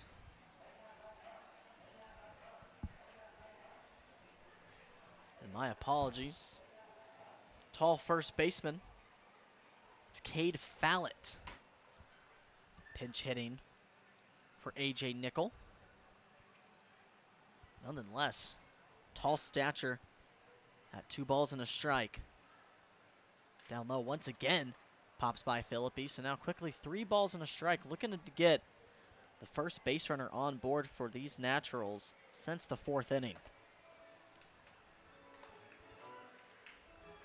And Frank is just continuing to deal. Just taking confidence. Trying to work himself back right here. I'd like to see him get a fastball, maybe inside, outside corner. Swing and a miss right there, that inside part fastball you were just talking about, Truman. Gets by Fallett, and now full count at 3 balls and 2 strikes.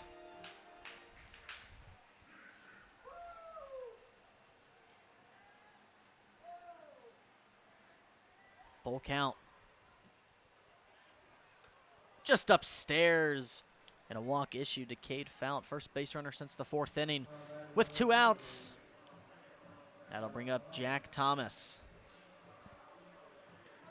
Right there for Franca, just, lost it upstairs.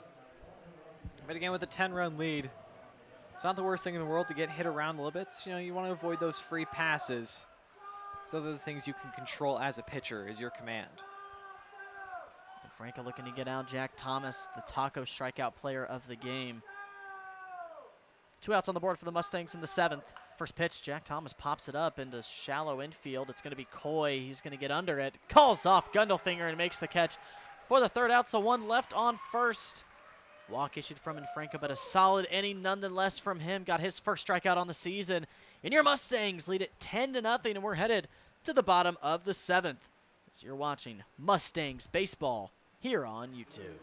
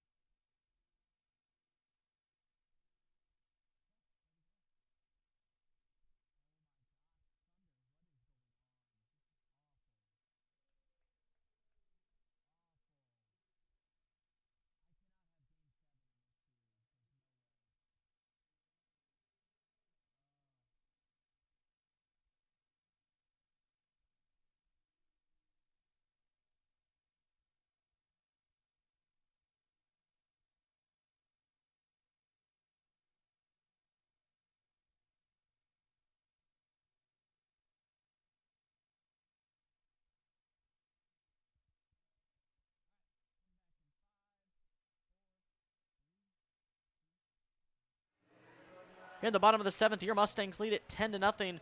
If you're just joining us, I'm Jackson Phelps. Joined next to me, Truman Griesel. And another pitching change for the Naturals. They're coming out of the lineup once again. Another two-way player, Alex Alton, coming out of right field to pitch. And it'll be Sawyer Nelson taking over in right. For Alton and Truman, another player from this lineup just looking to get through this game for the Naturals.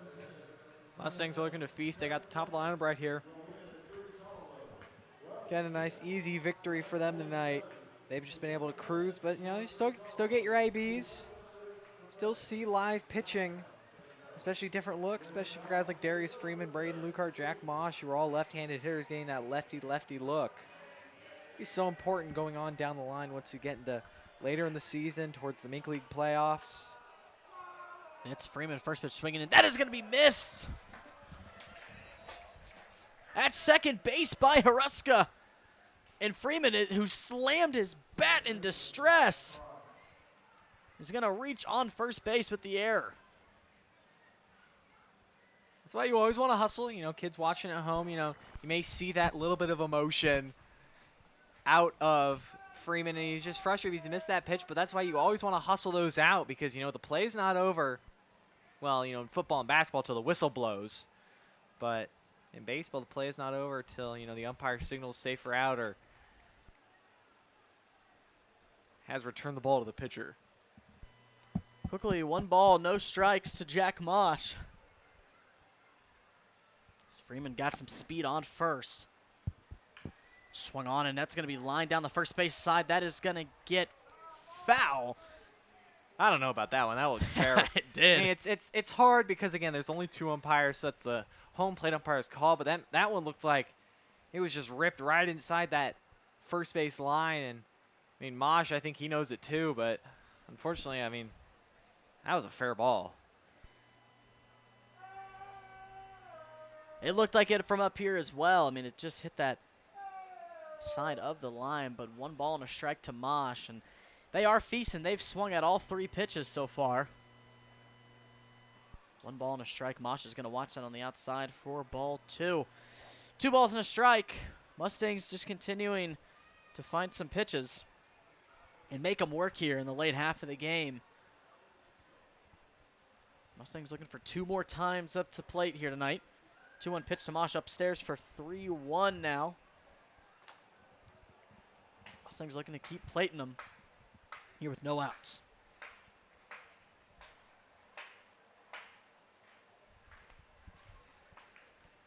3-1 pitch to Mosh. And he's swinging, and he'll miss on the foul ball. So full count now once again to these Mustangs of 3 balls and 2 strikes.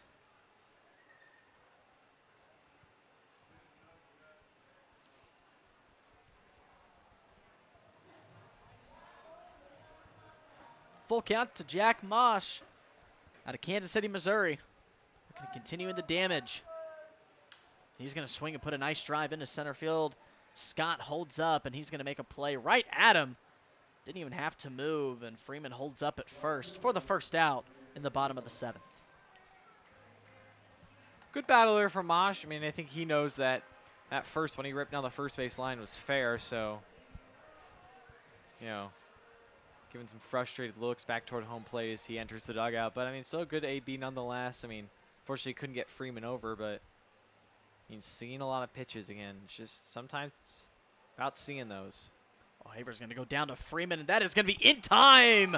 And Freeman's caught stolen, going to second. Doesn't like the call from the ump, and he's still at second, planning his case. But what a throw down from O'Haver, right on the line, right to the glove spot.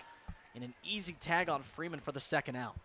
I mean, Freeman got great read. I mean, he was practically running almost like a delayed steal for that ball. Even was in the dirt. He read that beautifully. I mean, but he talked about O'Haver just popped right out of his crouch, grabbed it in one motion, just threw an absolute dart right to the bag. And I mean, that ball took Hall right to the hand of Freeman. I mean, absolutely perfect throw. It really was. I mean, beautiful pop time. O'Haver was just looking to get these Mustangs on those stolen bases all night as Lucart's worked a quick 3-ball, no-strike count on Alton, who's looking to just get out of the inning. Decently job done from him. Rio finds the zone for strike one.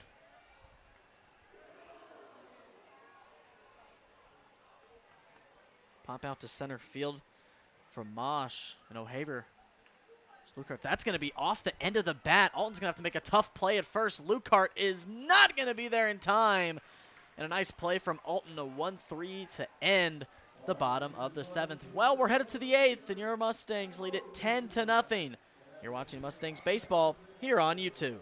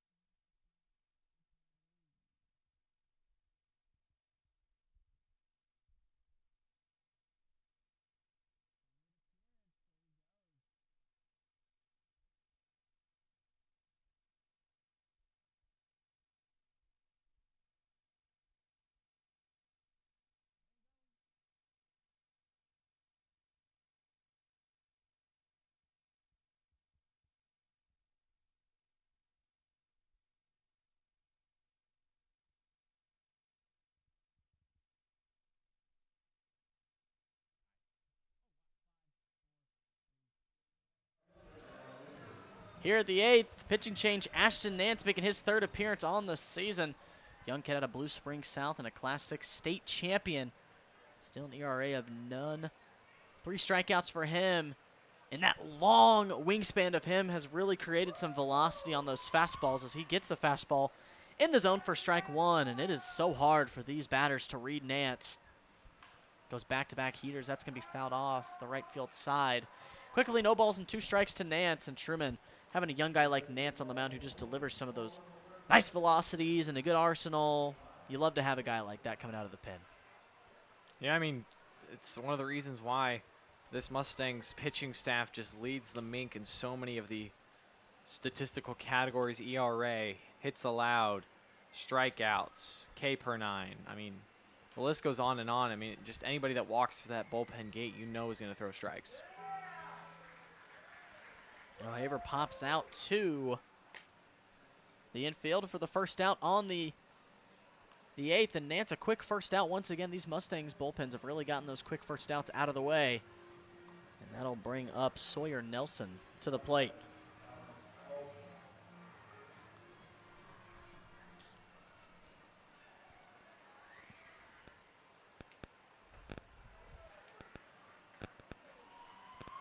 First pitch strike from Nance once again. Looking to get Nelson started up quick. 0-1 upstairs and inside for ball 1. That count evens up, a ball and a strike.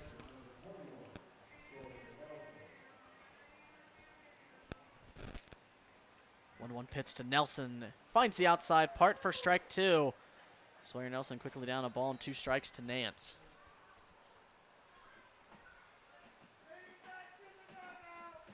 1-2 off speed, misses. Evens the count up at 2 balls and 2 strikes.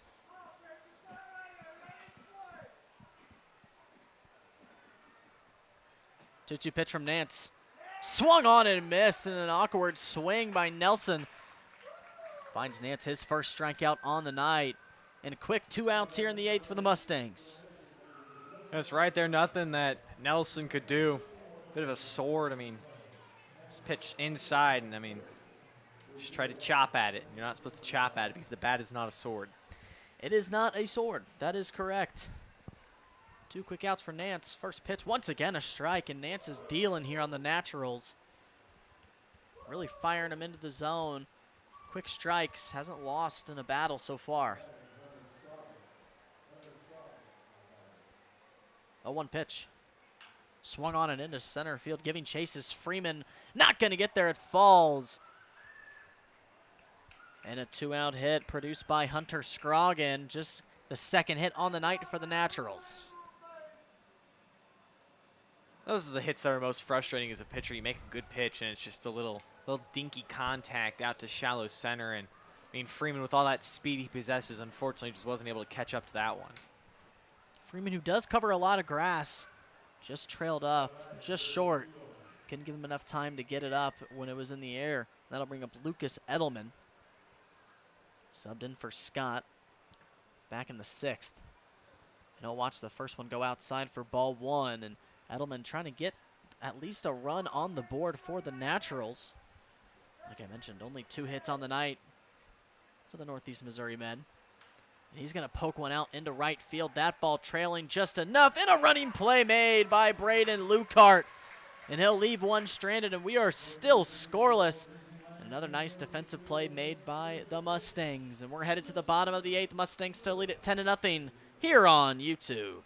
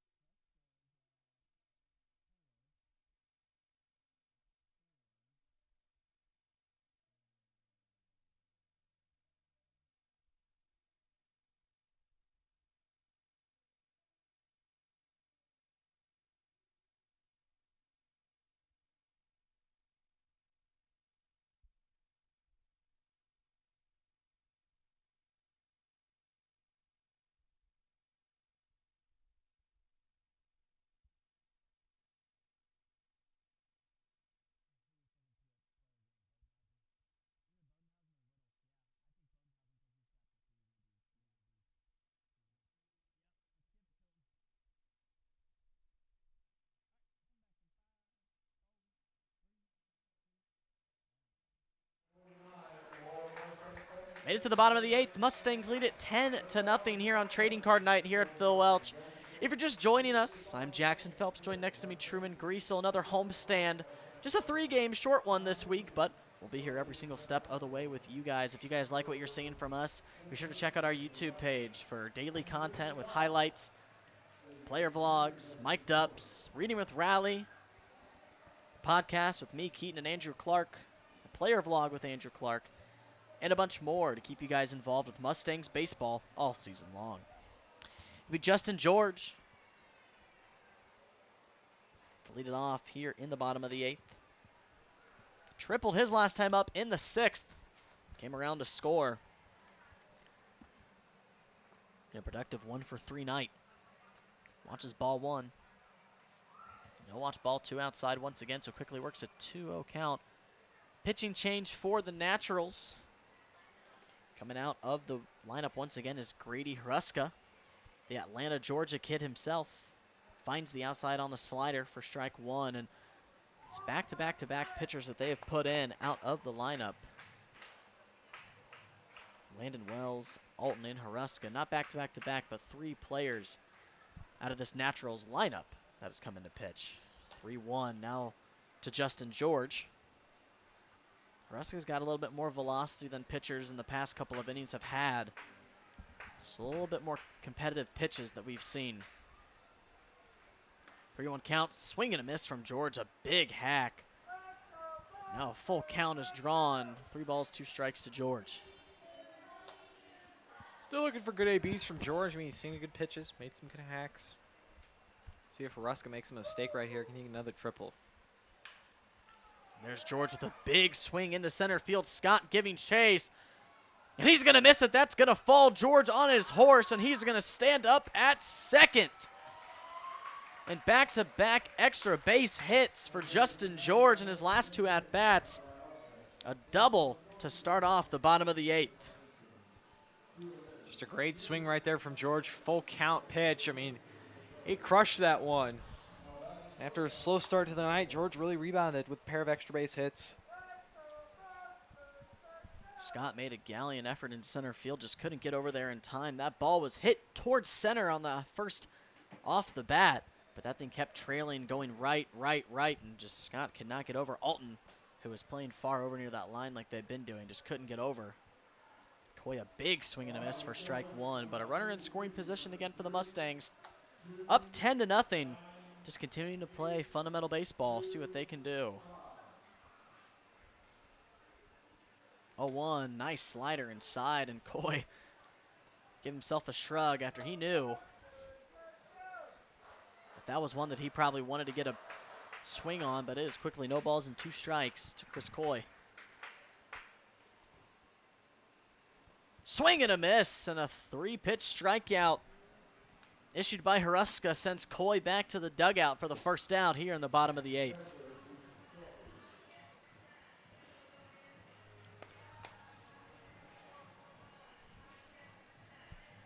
Phillippe comes up next, drew a walk back in the 6th.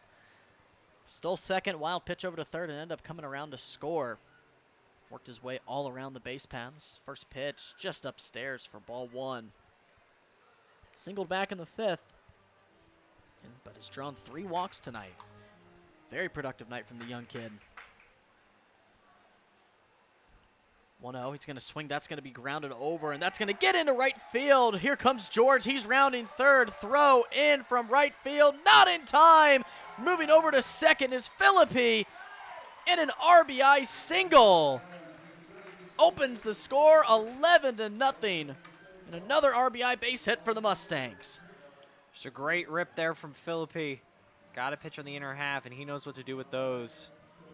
And then great job by George. Got a great read off the bat. Beat that throw by a margin, but slid in there safely. And the Mustangs, again, another hit with a runner in scoring position. 3rd run on the night for George. Really found himself in good spots to set up these Mustangs hitters to put some runs home. And Phillippe off the bat. Second base made a great attempt, just couldn't get it. And it was in the right field. So Gundelfinger coming up next for the Mustangs.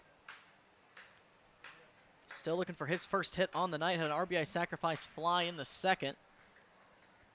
Drew a walk in the 3rd.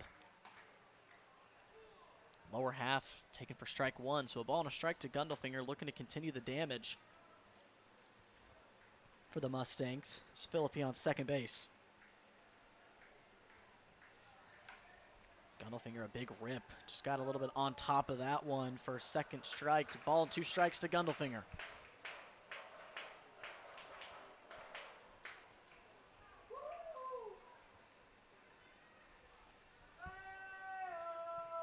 Ball and 2 strikes. There goes Phillippe to third. Big pop fly into the infield, calling it off.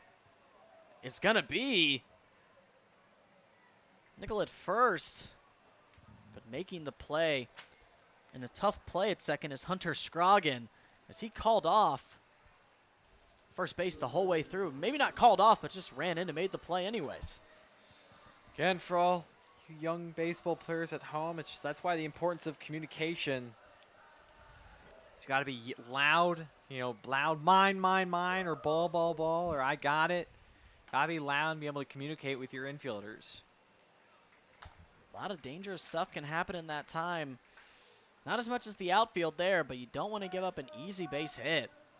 On the infield pop fly as Little watches ball one upstairs, so a ball and a strike to Jaden Little. Looking to improve on his night. 3 hits so far. An RBI double in the 6th. Looking for another RBI in this one. Watches ball 2. 2 balls and a strike to Jaden Little. 2 outs. Haruska is trying to get it out of it. Mustangs looking to go in the 9th and close it out. 2-1 pitch to Little. Big swing and a miss from Little.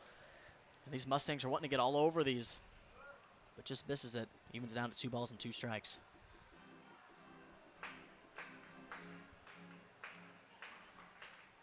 Two-two pitch to Little. Down in the dirt. Full count. 3-2 to Little.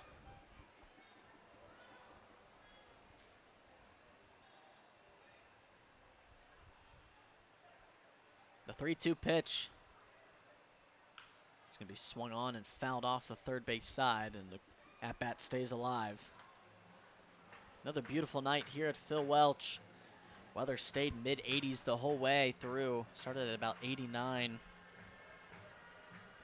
Now we're under 80 degrees at 78. Another beautiful night. Phil Welch the full count to Little, and that one is going to be issued a walk, and the inning continues for the Mustangs. And Little on base for the 4th time tonight. Another great at-bat, again with 2 outs. Jaden Little willing to do the most for the team and get on base any way he knows how.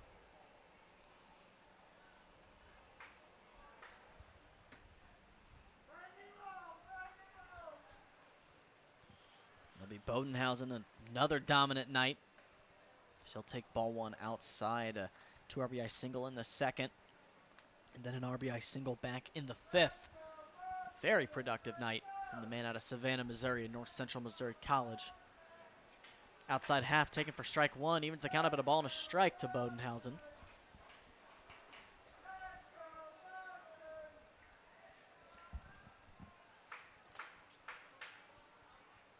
1-1 pitch off the glove. There goes Philippi to third. O'Havner, he's going to throw it into the grass, and Philippi's going to move all the way from second to home. Gundelfinger not stopping, and that'll be Jaden Little, my apologies, over to third. Philippi comes around to score, and Little goes from first to third on a wild throw by Havner.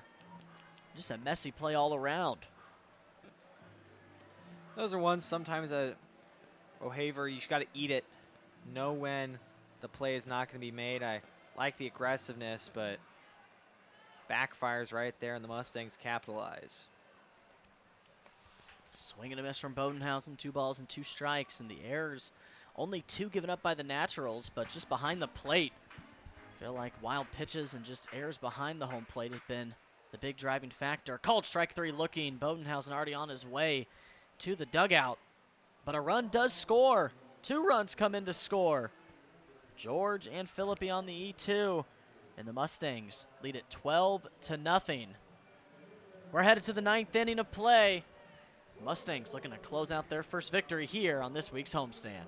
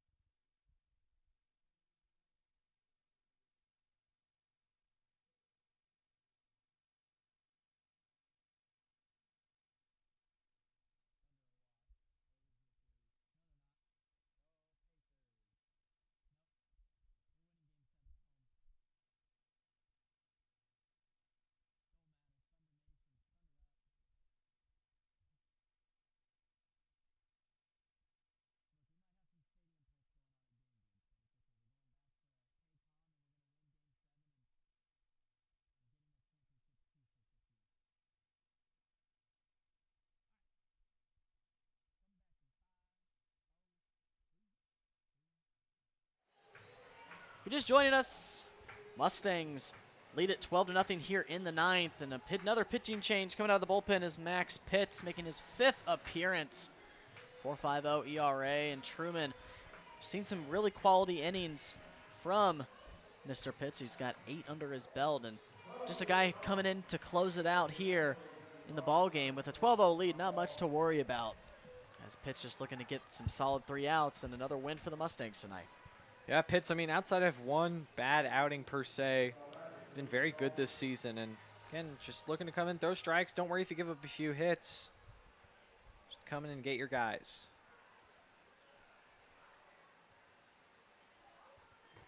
Going to be Lucas Alton pinch hitting for Ty Hall here in the top of the 9th. Number 9, Lucas Alton. He watches ball 1 outside. Swung on and fouled off for strike 1. A ball and a strike to Lucas Alton.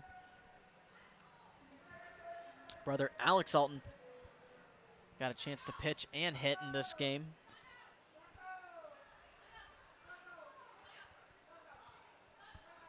The 1-1 pitch from Pitts. Fouled off once again behind the home plate on the right side. Now 2 strikes, Max Pitts, as Lucas Alton fresh in the game. Looking to get a quick out for the Mustangs. Go at him right here. Say fastball inside. Blow him away. He goes outside. Called strike 3, and Pitts, a quick strikeout on Lucas Alton, has a quick first out on the strikeout looking for the Mustangs. Just a great pitch there outside corner. Absolutely painted it. That's what you like to see out of Max Pitts. Fresh out of the bullpen, a strikeout looking is what the doctor ordered here in the top of the 9th.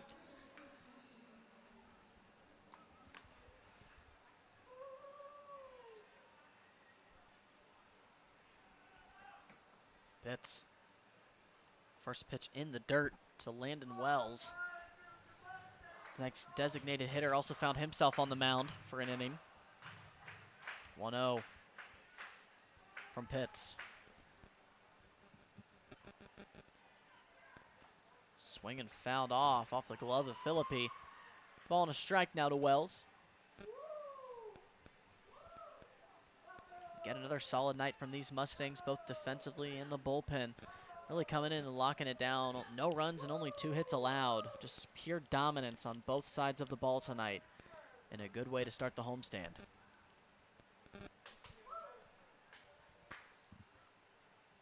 One pitch from Pitts.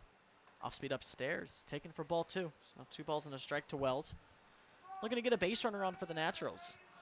Just trying to see if they can cook up anything. Maybe get a run on the board tonight.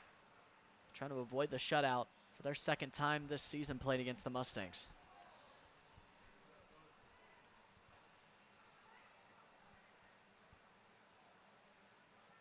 The 2-1 pitch is swung on and missed from Wells. Another 2-strike count for Pitts, looking for back-to-back strikeouts. 2-2 count to Wells.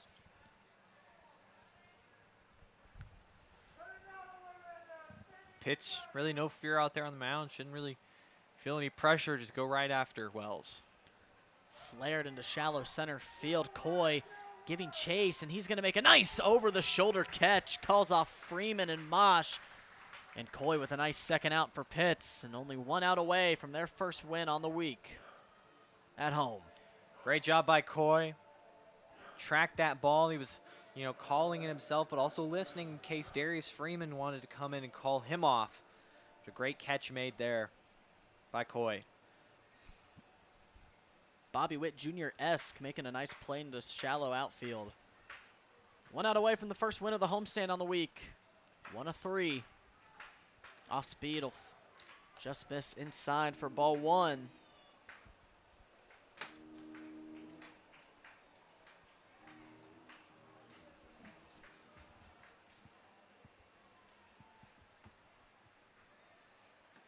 Finds the outside part once again, just painting that corner for strike 1. No, ball and a strike. Matt Asher.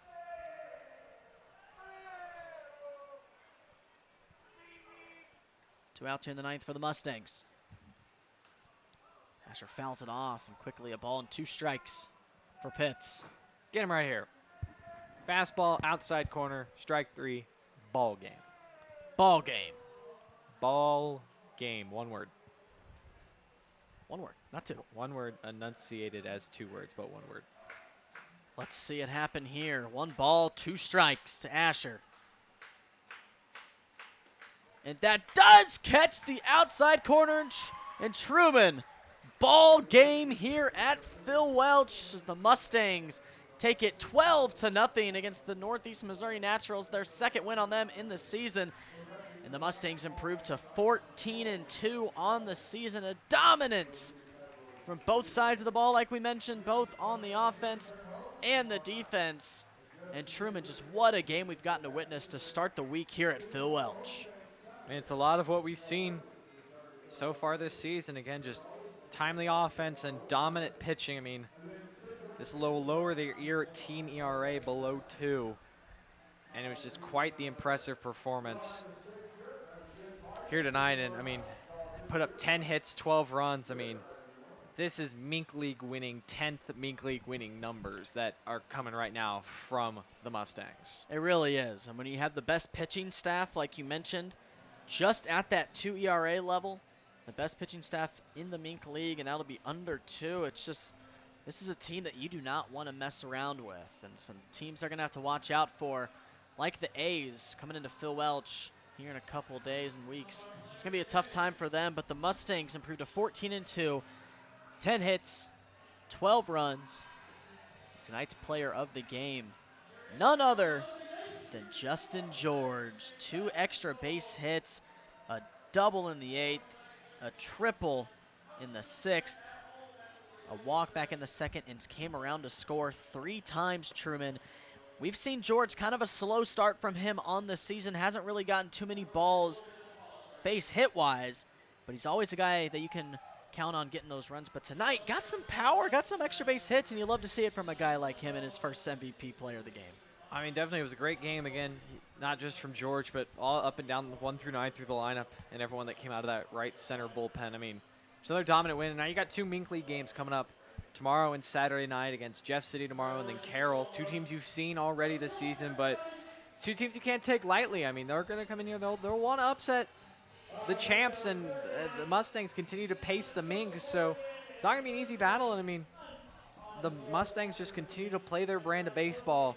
You know, it's capitalizing on walks. It's playing well-rounded, solid defense, no errors tonight, and it's getting those doubles and triples when you need them. And again, it's all led by the pitching. When you have a pitching staff that is gonna throw up 0 after 0, and you can be confident in winning maybe a 1-0 game or a 12-0 game, it's a lifesaver. And I mean, again, anyone who comes out of this bullpen outside of maybe a few innings from a few guys, it's like most of these guys are unhittable. It's what it seems like, and these Mustangs, like you mentioned, led by that bullpen, coming in, shutting it down. Once again, a 12-0 victory against the Northeast Missouri Naturals. Jaron Guck picks up his 2nd win on the season, and Guck, a solid 5 innings pitched, just giving up 1 of the 2 hits on 5 strikeouts and no earned runs. And when you have a guy like Guck and Harrington, these guys that come and start the game, kind of build that momentum for those guys coming out of the pen. It makes it a life a lot easier, and we saw that tonight. But Truman, any final thoughts before we go back to Mink League play tomorrow night? Boys are back at it, and the boys are playing some ball. The boys are playing some ball. Jeff City tomorrow will first pitch at 7. We'll have it all here. Be sure to check out our YouTube page in the next coming days for more Mustangs content. And feel free to leave a comment on down on what is your favorite YouTube series we have going on. But we'll see you guys tomorrow night. Jeff City's in town once again. And your Mustangs tonight win it 12-0.